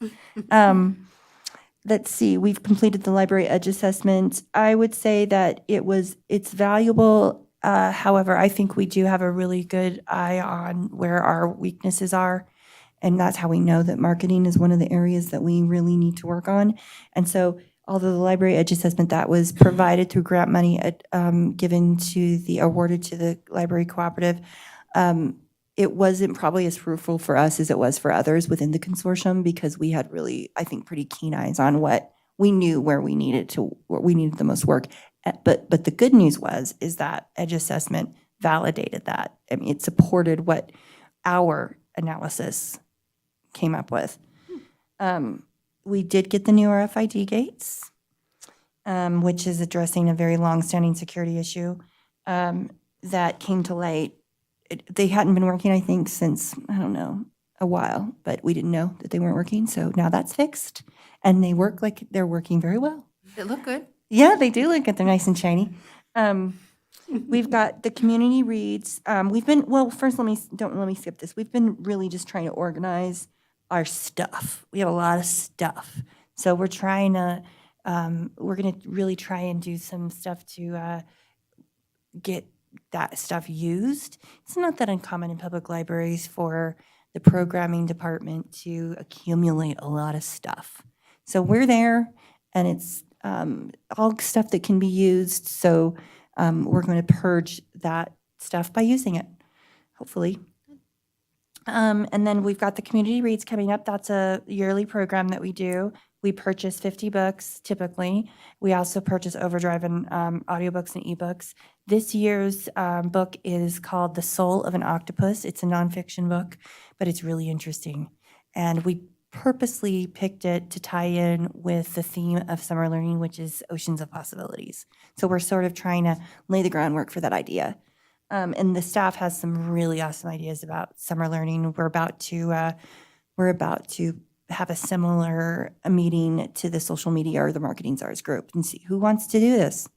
It doesn't have to be just a specific department, because we don't really have those anymore. And do you want to do it? And so it'll be interesting to see who wants to do it. I wouldn't be surprised if it's not the same people who want to do the social media too, because they're the ones that like to have that creative outlet. We've just also been really trying to engage the community by sending out like little surveys that are about the size of a bookmark, asking them what they're reading and what did you, so that we can, ultimately, we want to do like, this is what our community is reading. And we did a reading resolutions display. And so we not only just put those in the books, but we also put them out with a little box that people responded to and told us what they were reading and what they liked. And eventually we're going to do like a community picks display. Like, this is what your people in your community are reading and here's what they thought of it. Is there any way that that can be done digitally? I mean, do you get responses from people who are reading, 3 books a week on Overdrive, but haven't been in the library? Well, we certainly, that would be, that's definitely on our radar, but we wanted to kind of like get our feet wet with paper. Sure. And then we'll probably do like an online Google form and see what kind of a response we get to that. Yeah, because there are people, I mean, I'm that person that's pretty much only using digital resources for reading. Yeah. It's So- a great question for a Friday on Facebook, because I know other libraries do it. Yeah, What's everybody reading this weekend? Mm-hmm. And then you post your answer on Facebook. yeah, And then you can get someone there jumping in there once in a while. Hey, did you know we have that book in the library? yeah. We You know, it's have. part of our digital content. That's a really great idea. We've our social media team has mentioned something similar because we're all paying attention to what our colleagues are doing too. Like, I follow every library in Nevada that has a Facebook page, so I see what they're doing. And I was following it. I've been following in our social media for years because it was part of my graduate program. So I had pretty good sense, I feel like, coming in of what we were doing well. And but we also have staff that are they have their own blogs, their own literary blogs and things. So we're very lucky that we have staff that are pretty savvy at this. And so that's there. Some of this is a little bit of a repeat. We did weed a bunch of obsolete playaway views. We donated them to the Friends, and they've sold like hotcakes at the Friends. So they didn't circulate in the library for years in some cases, but sold like hotcakes at the Friends. So hey, and that's the end. Sorry that took so long, but here we are. Was that what you had in mind in terms of a punch list? Well, I have a few notes, but I Okay. will open it up to trustees first. Any feedback on, this is the first time we've done this. We were looking for some kind of a way to check in, because it was very nice that we had a very nicely well-written strategic plan, but are you actually doing the thing that was in the plan? And this was kind of our what we came up with. And this is the first time doing it, and thank you so much. Yeah. Um, I'm happy to do it. So I'm happy to talk about the library. Good. And so I want to open it up to the trustees. If you have. I loved it. I went through it earlier before the meeting and was like, well, this is super helpful. Like, Well, I'm sorry, I was repeating what you already, I was just reading to you what you already no, read. because I didn't, like sometimes we don't have time to go into depth on everything in the meeting, so I try to always go through it. But I thought it was really helpful, and maybe we could revisit it quarterly or something and just kind of maybe touch on like, here's the things we finished since the last time, or I don't know. I think that would be very valuable. I also think that that is contributing to, or can contribute to our staff really helping us reinforce how this all ties back to the strategic plan. And it's nice to be able to say the board has these expectations, so and not that they're resistant to it, but it doesn't hurt to say Right. our stakeholders value this. Right. And I mean, we want to go through the whole thing, but we can be like, hey, here's our new completed items. Yeah, but the things This that aren't quarter. checked right now, Whatever. like where are we at with those things that we've not checked at this point? Yeah. Yeah, I think it's a very thorough job, for sure. The only thing I would like to see is a little bit more specifics on dates. It's a little, We have a few sprinkled through here, and then we do have, and this was something I was also going to touch on. There's a few where we say, okay, we're going to do this by this date, or tentatively by whatever. But then also where we're saying, okay, third quarter of which type of year are we talking about? Is that a fiscal year? Yeah, year? I mean, Okay. Okay. I Maybe just stick to am it. thinking fiscal, Yeah, because that's the easiest. right. Be- And that's yeah. the world that That's the our world we're department living business in. manager lives in, yes, get it. So, but, Well, I mean, mean, we could just exactly. stick to a date on those and just kind of go, Like okay, a well, specific date? like April of, or Yeah. spring Okay. of, or whatever, you Yeah. know. Spring of whatever year, Yeah, or, so you're not asking for like April 15th, 2023, we're going to have, No, okay. just April 2023. Okay. But Or what, um, yeah. that way, Okay. and it's not like those are firm dates that you fail, you know, if those aren't met. Yeah, but we have But- something we're aspiring Right. to. Yeah. But that, yes, and that's it's an opportunity to reach that date, Mhm. and it's also an opportunity to explain what the barriers are, or what the holdups are, or, you know, what the deal is. Because there's a lot of stuff here, which is great, but it would be nice to see it a little bit more concretely in some of the date areas. Okay. I appreciate that. I'm a deadline person, so I value deadlines. I think it helps us maintain and retain focus. Yeah. And there will be barriers, certainly, but then that's good because it's accountability, and it also allows us to not stagnate on ideas. So, yeah. But I do think that we're both very, I feel like Dr. Colgrove and I are both very sort of deadline-driven people and have goals. We're not setting these goals just to check a box that says we have a strategic plan so that we can meet modern public library standards. We actually really want to meet the goals of this very elaborate strategic plan that has been going, that we've spent so much time on. Do we have any other feedback? Oops. Trustee Nichols here. I just want to say bravo for everything you've done, especially with it being short-staffed. I think that's really amazing, and applaud all of you for Thank you. for what you've done. So I want to start with that. I thank you, but I really have to say that it's a team effort. Yeah, And the the staff is amazing. they have just been so awesome.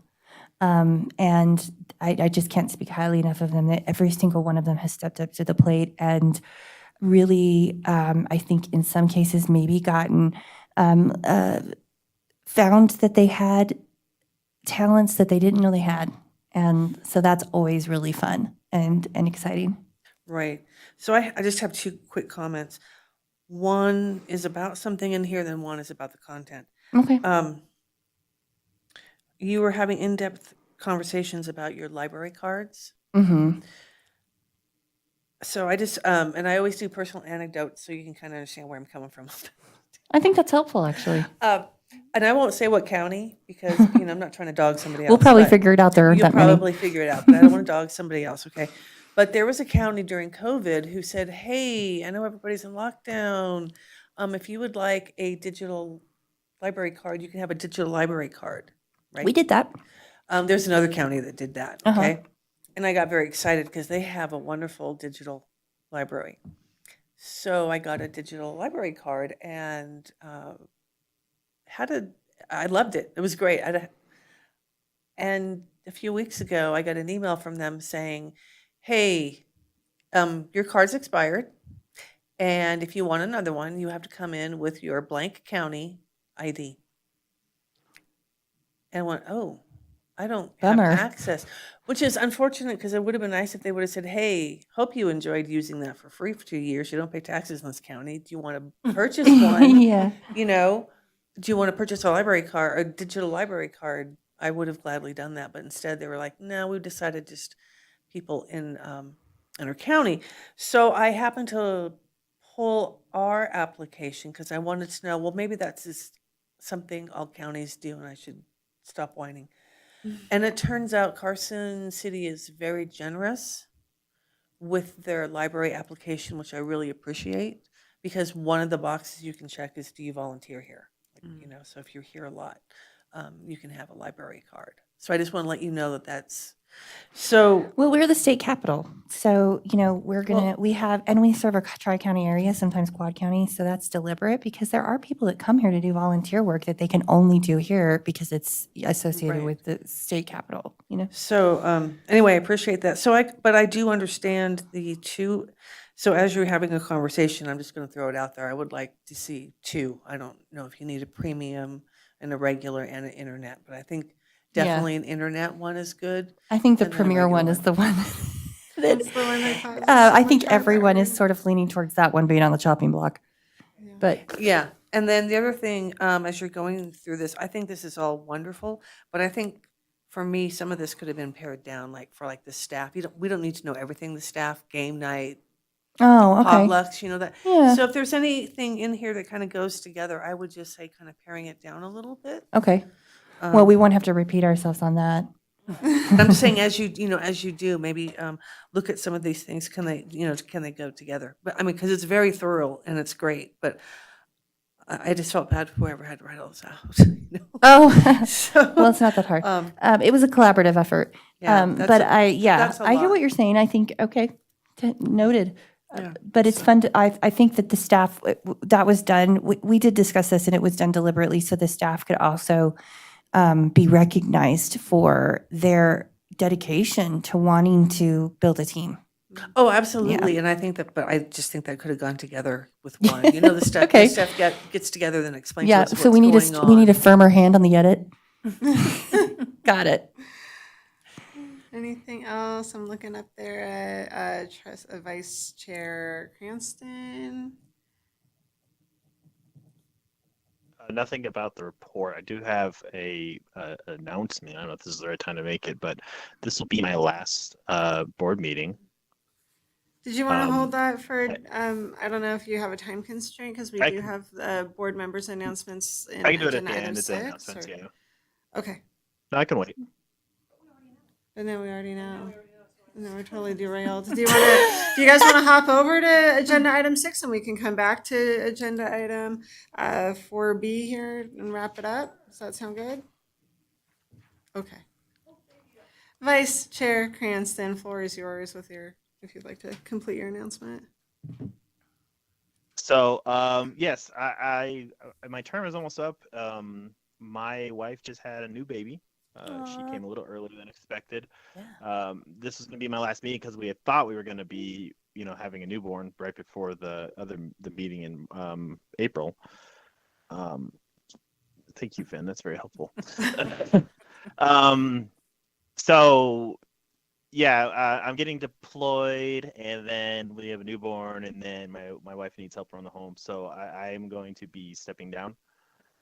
And I think you had less than a year left on your term. Is that right? I think I just have till like June. I don't even think So it's even that less long. than You that. were you Okay. were going to expire this June, so Yeah. So and I won't be available in May anyway because my order starts the 25th, which the 26th would be the next meeting. So it's not.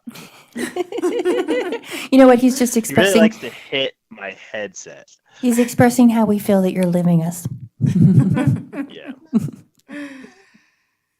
Well, Trustee and Vice Chair Cranston, it's certainly been a pleasure with you contributing to this board. I certainly hope that you won't be a stranger when you do return to Carson City. Oh yeah.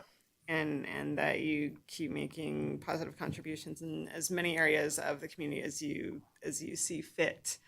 And congratulations to you, and please extend that to your wife as well. Yes, I will. And we're gonna miss you. Yeah, I mean, I'll be around. Like I said, I should be back in 2023. So we'll swing by and see how everything's going. We'll come to story time. Definitely be bringing. We'll be bringing him to story time when he's a little more still. Well, we've got baby story time too, just in time for your infant. So congratulations, by the way. We'll really miss you, but hopefully we'll see you as a community member in the library. There you go. Anything else on that? Bye bye. Bye. Oh, sweetie. I really want to All right. steal his background. That's cool. I'm totally stealing that. It's just a picture of the library. that I know, but I'm stealing your did. I idea, and I'm just taking the Googled same Carson picture. City Library, There's an and image. it was the result. It's very cool. Is I it good? assume it's actually our library because I haven't been there in a little while. I don't It think it is. looks like this anymore. It is. It's a little bit changed, but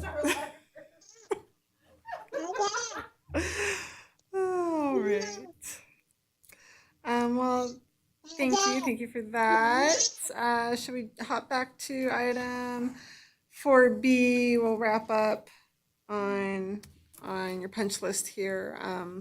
I did just have a couple notes on this. One was the timeline piece, and to as much as possible, to the extent possible, to include dates on when you anticipate either completion or at least some kind of movement, right? So just throw a date on there. I'd also be curious if we can add in these kind of check boxes or bullet points do a great job of describing the task and what is needed, and certainly the way it's organized, you can easily tie it back to which goal we're working toward. I would like to just see kind of a little bit more on the measurement of how do you know it's done.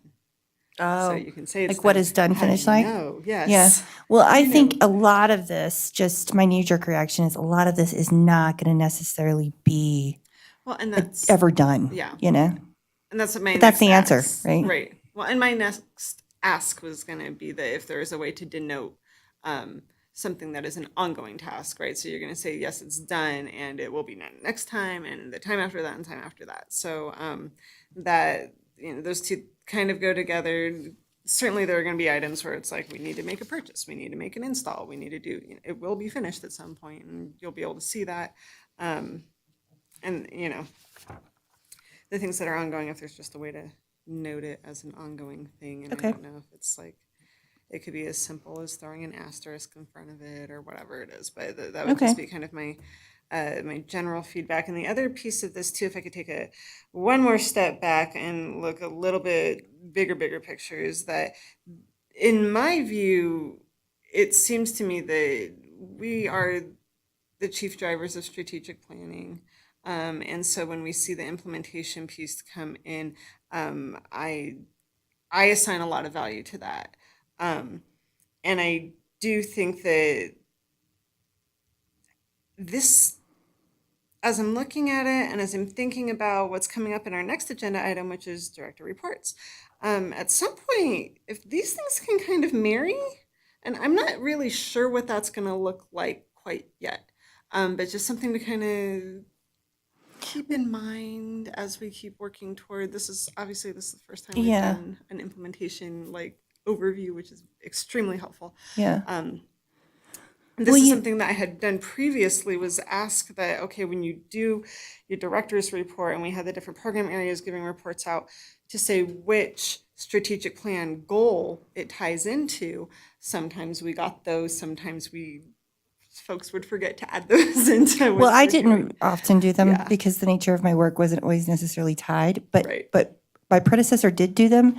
But I removed them because I wanted when they were really, when it was most meaningful. Mhm. Also, you may have noticed that kind of what was happening was that the same goal was just being repeated Yeah. each time, each month. So, but I see what you're saying. I mean, there's value in that. I don't think that everything on the director's report will always be tied to the strategic plan, right? But when it is, this is I think what I'm hearing you say is this is an opportunity to sort of also show progress often. And if it's like how our other trustees suggested, like if it is just like, give us an update on the parts that have been completed that weren't last time. So you've already given us the ones that we already checked are done. Then Do you want to have do that? tell us about it Do you want next to do that time. quarterly? But Like what a do you all more, think? I think if we just cover the things that have changed, quarterly seems to make sense to me. okay. Like a status, here's our new update. Here's what's moved forward since last time. And you guys like this layout? I mean, I know some of it's really detailed and we need to pare it down. But I think a lot of the really wordy stuff we've done. And we can edit. Well, I just have a suggestion that perhaps, I mean, I've seen strategic plans and, all of us have seen different ones. But it might be easier to sort of track back or follow if there was some numbering system that said, like, I'm looking at priority goal 4, and then you've got several boxes that are, the far left, and then you've got some indents. If there was, instead of just X's and information, if there was like 4.1, 4.1A, 4.1B, to Format better. Is that, I'm hearing you say Yeah. it's formatting, right? Like format more it is more formatting. logically. It's just a little bit more, I've used the term concrete. It's a little bit more concrete that instead of saying, oh, yeah, we organized the supply cabinets and that was in goal 4 and it was also in goal 2 under, something else. And so just, Do you not want us to not repeat when something is meeting multiple goals? well. When the it same could task have meets multiple goals. multiple numbering. Okay. This So is just. 4A could also be 3B and reference Yeah. each other. Yeah. Oh my gosh, this is like writing an NRS. I'm on it. Well, yeah, but it's because And you can link it's great. It has a ton of information. I certainly value the work that went into this, but I think for readability purposes, Okay. it might make some, and I think it would be a trial and error kind of thing where, oh, let's Just as do it this was. way. Yeah. Yeah.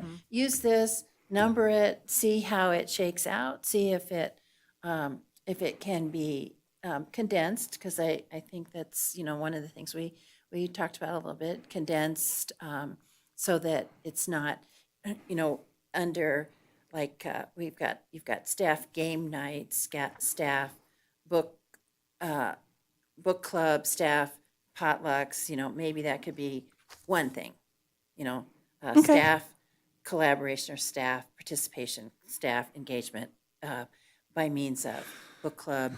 So you want like Games. examples, but you want it to be just like more concise? Yeah. Okay.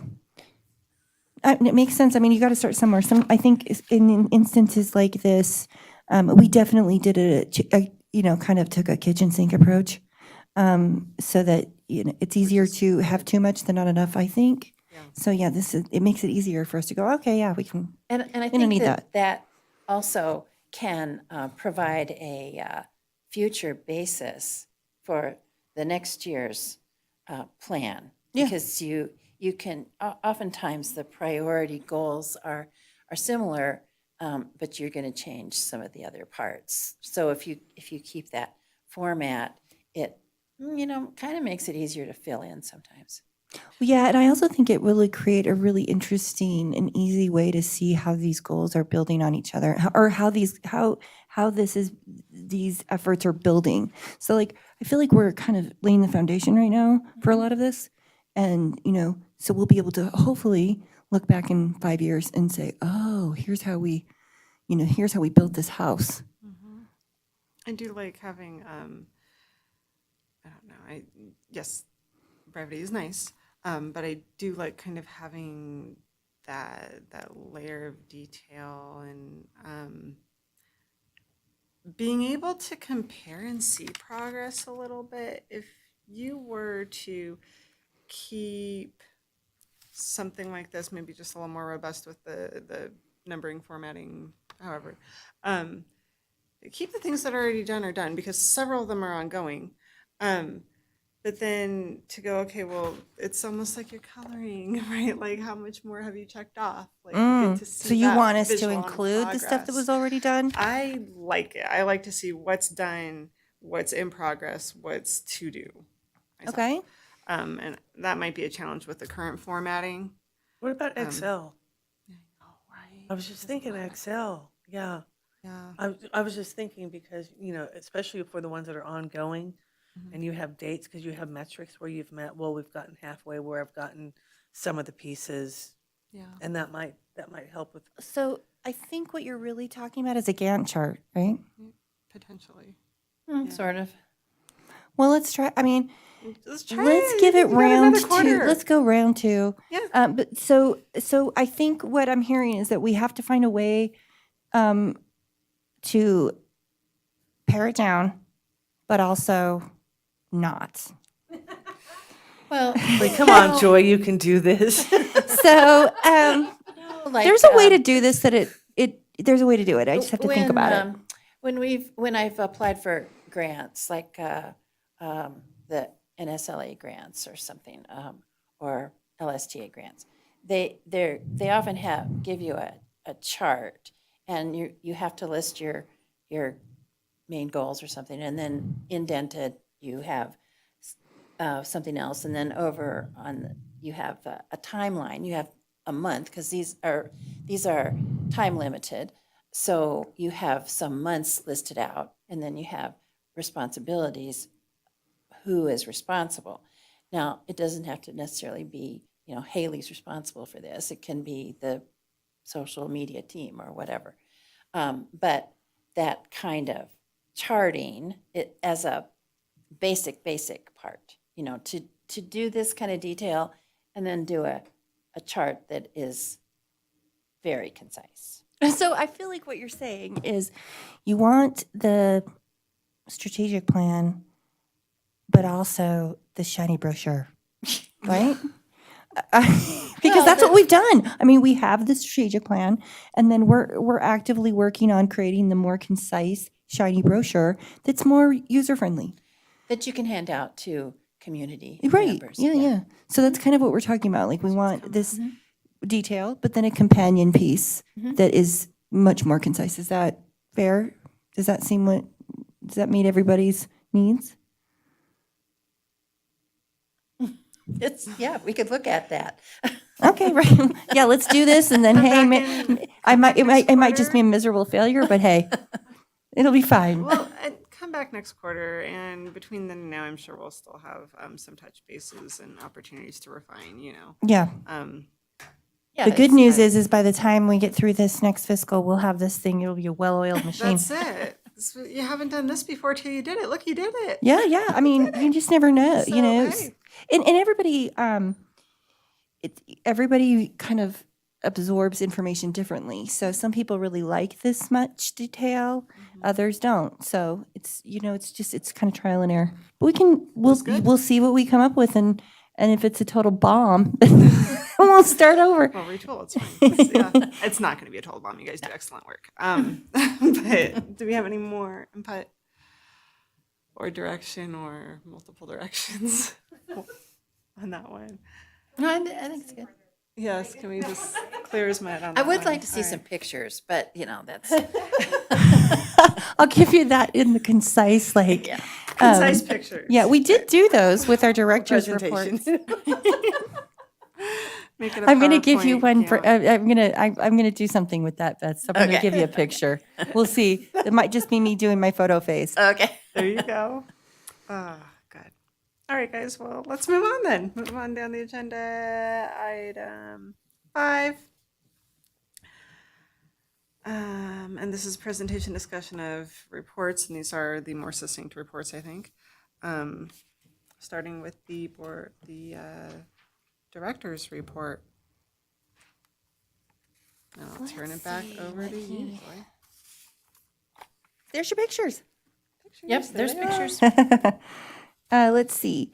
So we have, he just kind of reiterates the COVID tests and the business assembly meetings that we are now having at the library. These are something that was formerly done at the Adams Hub.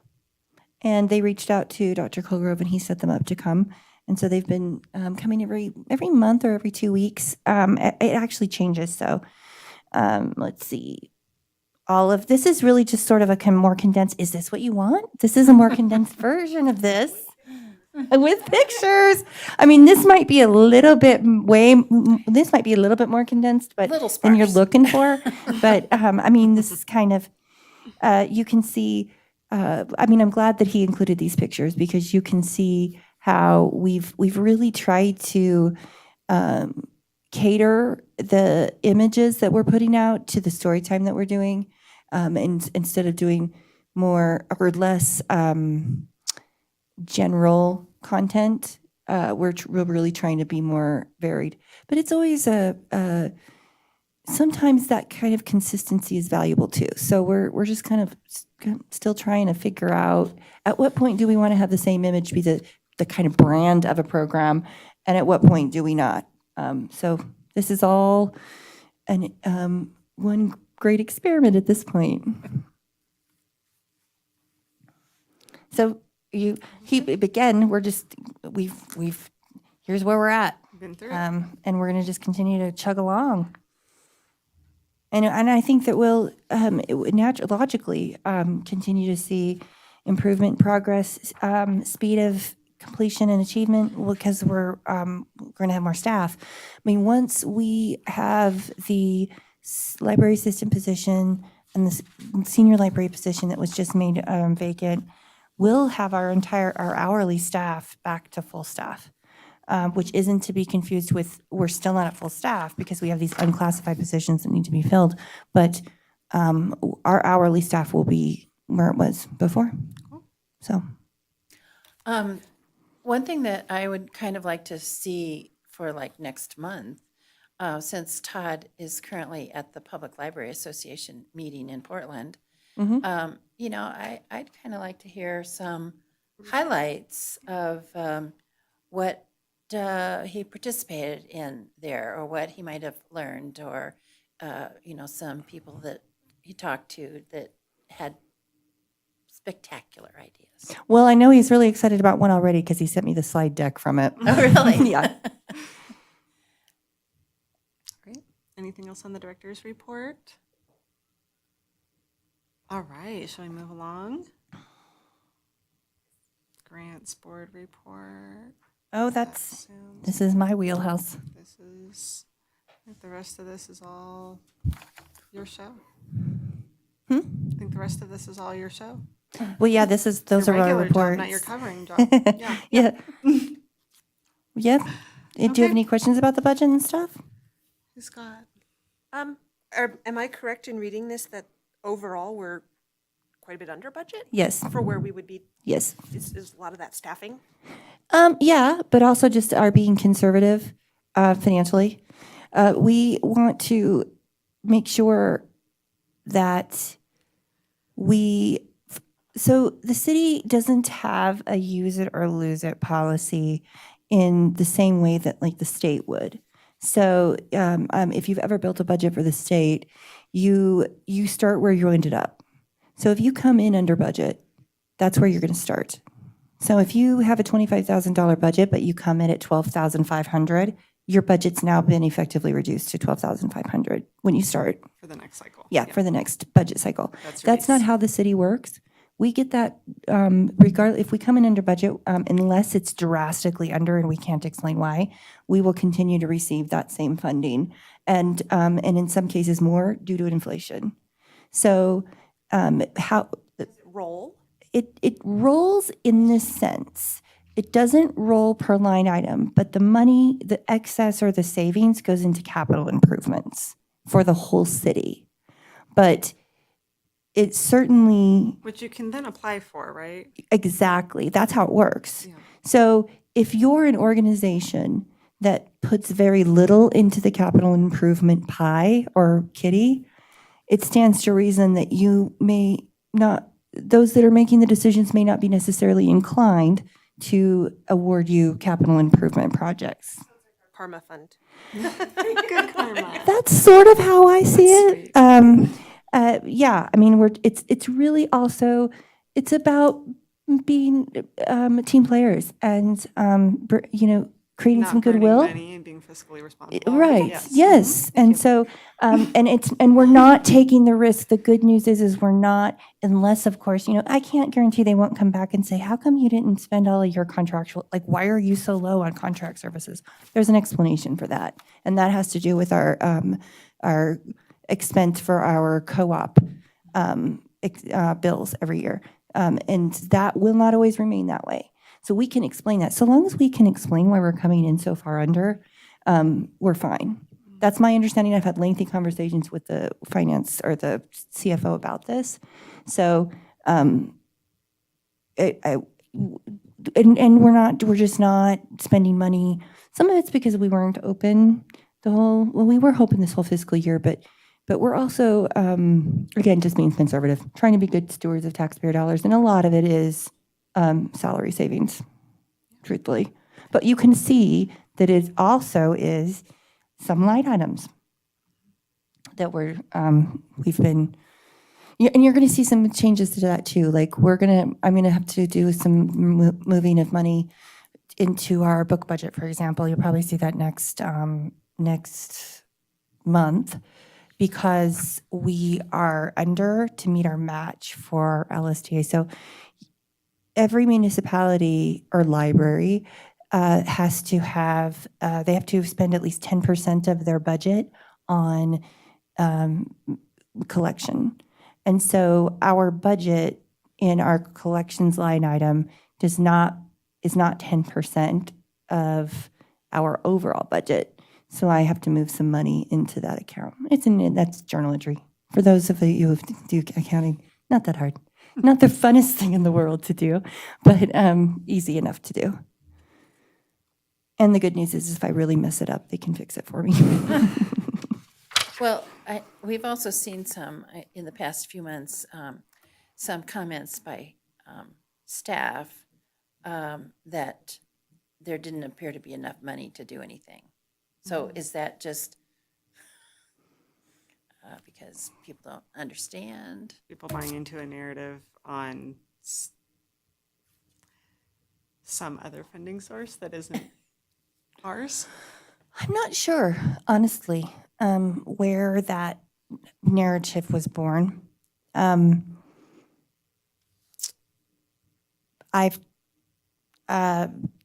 tried very hard to just be an open book and say, if you have questions, ask me about how this all works. And I'm happy to say, I can tell you whether or not we actually are being underfunded. So again, I don't know where that came from. I mean, certainly we are, there are things that if we really wanted to not be conservative, we could certainly spend all this money. But we want to be conservative and be good stewards of our taxpayer dollars. That isn't to say that we can't. This is something you always have to just be mindful of, I think, is to have balance between what you actually need and what is the best for the overall organization, not just our library. Because you got to give a little and take a little. And so that's just sort of the balance that we're trying to strike. I'm not sure, again, why there seems to be this impression that somehow our funding has gotten cut. Also, that ties in with this, there was a narrative and an impression that we were extremely short-staffed always, even when we were fully staffed. And one thing I did try, and I continue to try really hard to remind staff and just kind of also say and reiterate, we've had the same number of employees, full-time employees, for at least a decade, because I've done the data mining on our org chart and on our historical staff numbers. And so I'm not sure where that is coming from in terms of this impression that we're understaffed. Now, I did have a conversation with a staff member who was actually very vocal and clear that she felt we were understaffed. And I said, I'm not sure why where are you coming from with that impression? And she was very honest. It was just based on what she believed we needed for staff. Oh, so not that there were vacancies, but that we just need more people around here to Yeah. get the work done.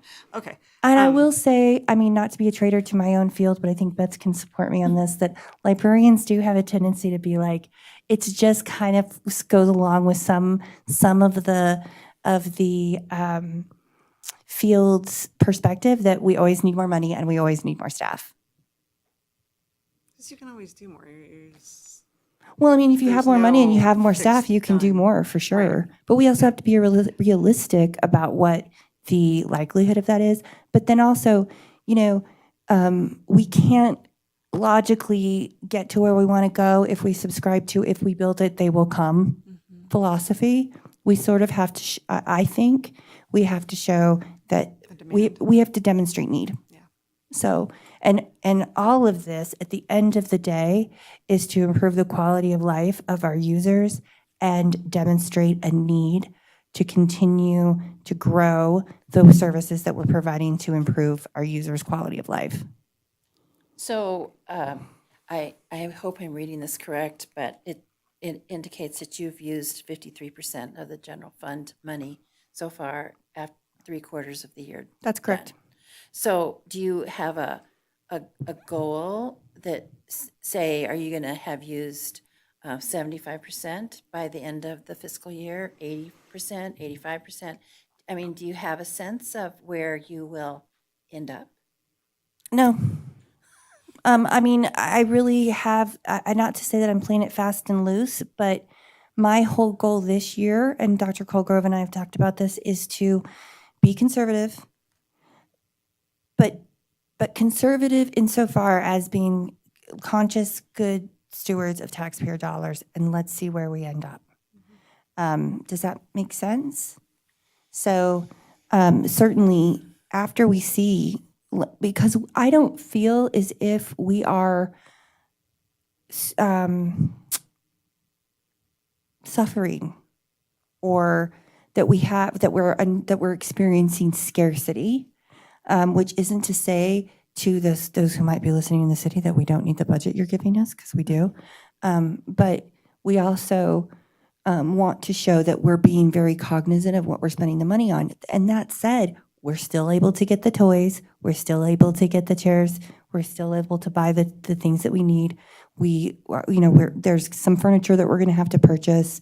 And so the goal is, what I'm trying to avoid this year,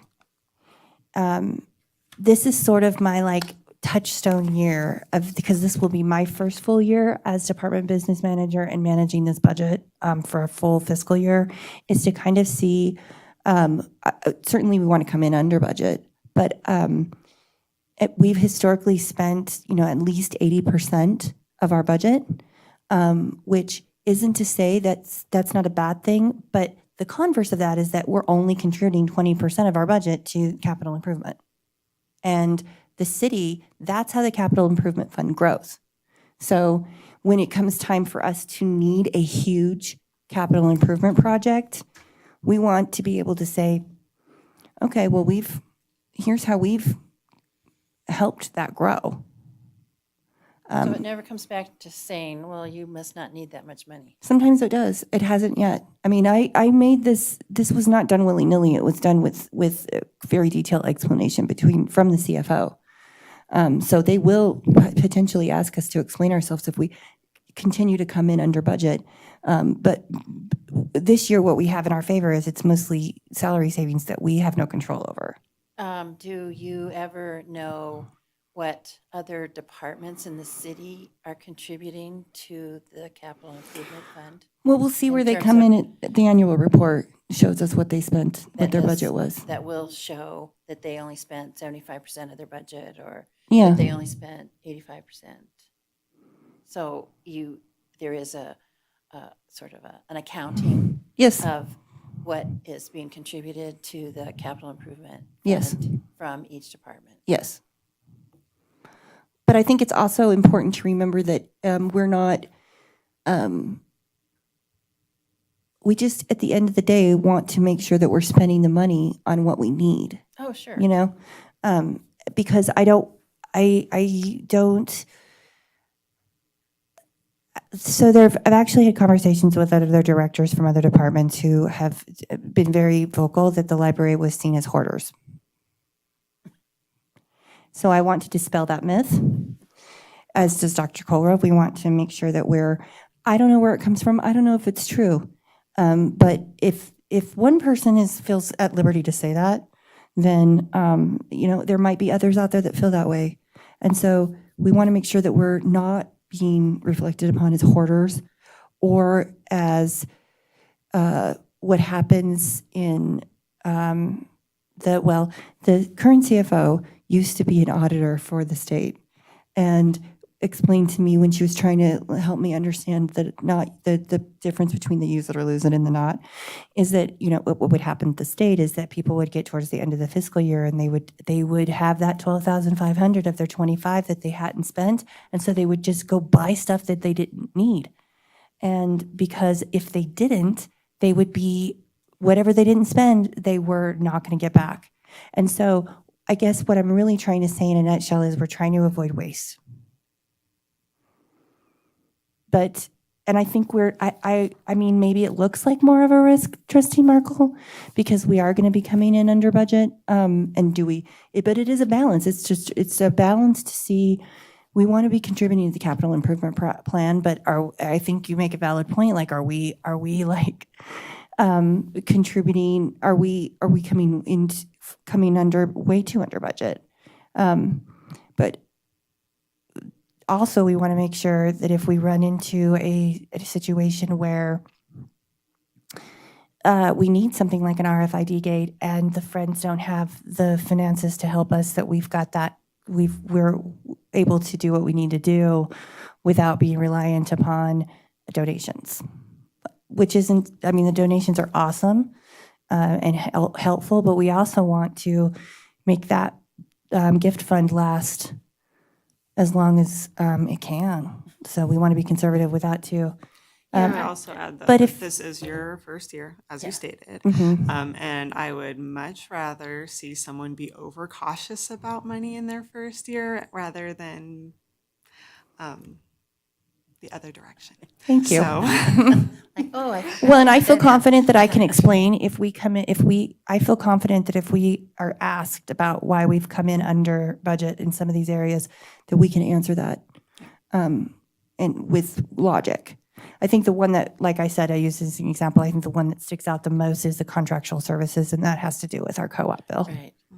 I just know that, you know, when I did some work for the Carson City Library a few years ago, you know, coming towards the end of the fiscal year, you know, we were told there was no more money for supplies. Well, you know, if you need tape, you need to go spend your own money and buy it at, you know, Costco or whatever.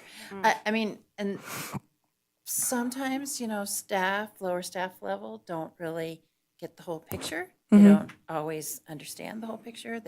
But they don't always get the whole picture. And, you know, I just wanted to make sure that we're not creating an environment where staff feel like the library's being cheated because it's not spending the money that's been allocated.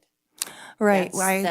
I'm very conscious of that because I did have that very fortunate experience of being a library assistant at the Carson City Library and being the person that actually was the one who ran out of tape. Yeah. And that was one of my it's interesting that you use that example, just not to take up too much time, but that was one of my first questions I had when I was being trained by my predecessor is, why did we run out of packing tape? Yeah. And that was, there was a method that was used that kind of lent itself to that. And there was logic behind why that was done that way. But that's part of, I can only say that was a choice on budget management. Not to say that it was either good or bad, but it's not I've not made those same choices. I've not adopted that same method. In some ways I have.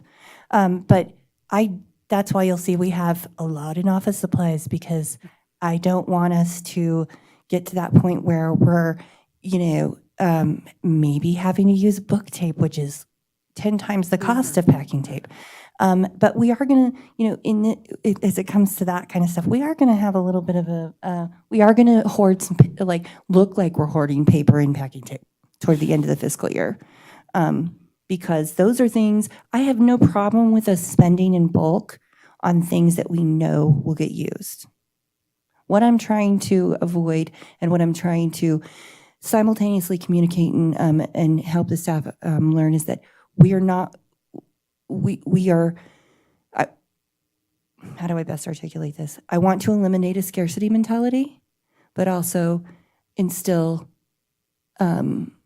prudence. Yes. Makes sense. Makes sense to me. We have more. No, not for me.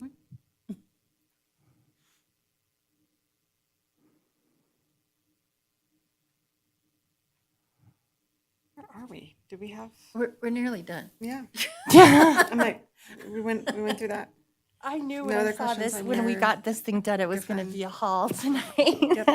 But at least you guys got it too, so we were able to predict that as well. Great. Shall we move on? Agenda item 6, we did receive one announcement from Trustee Vice Chair Cranston. Do we have any other announcements or requests for information? Seeing, hearing none. Okay, let's Oh, move wait. on.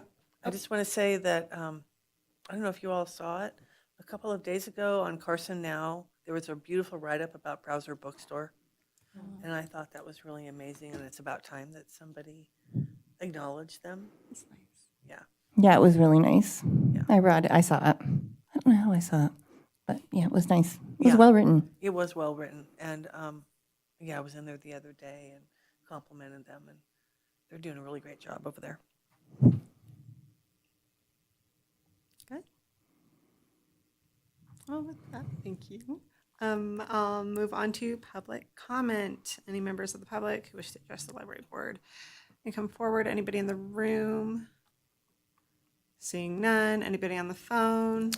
There are no callers on the line at this time. Thank you much. Let's move on to the last item, which is adjournment. We are adjourned, everybody. Thank you so much for coming. We'll see you next month.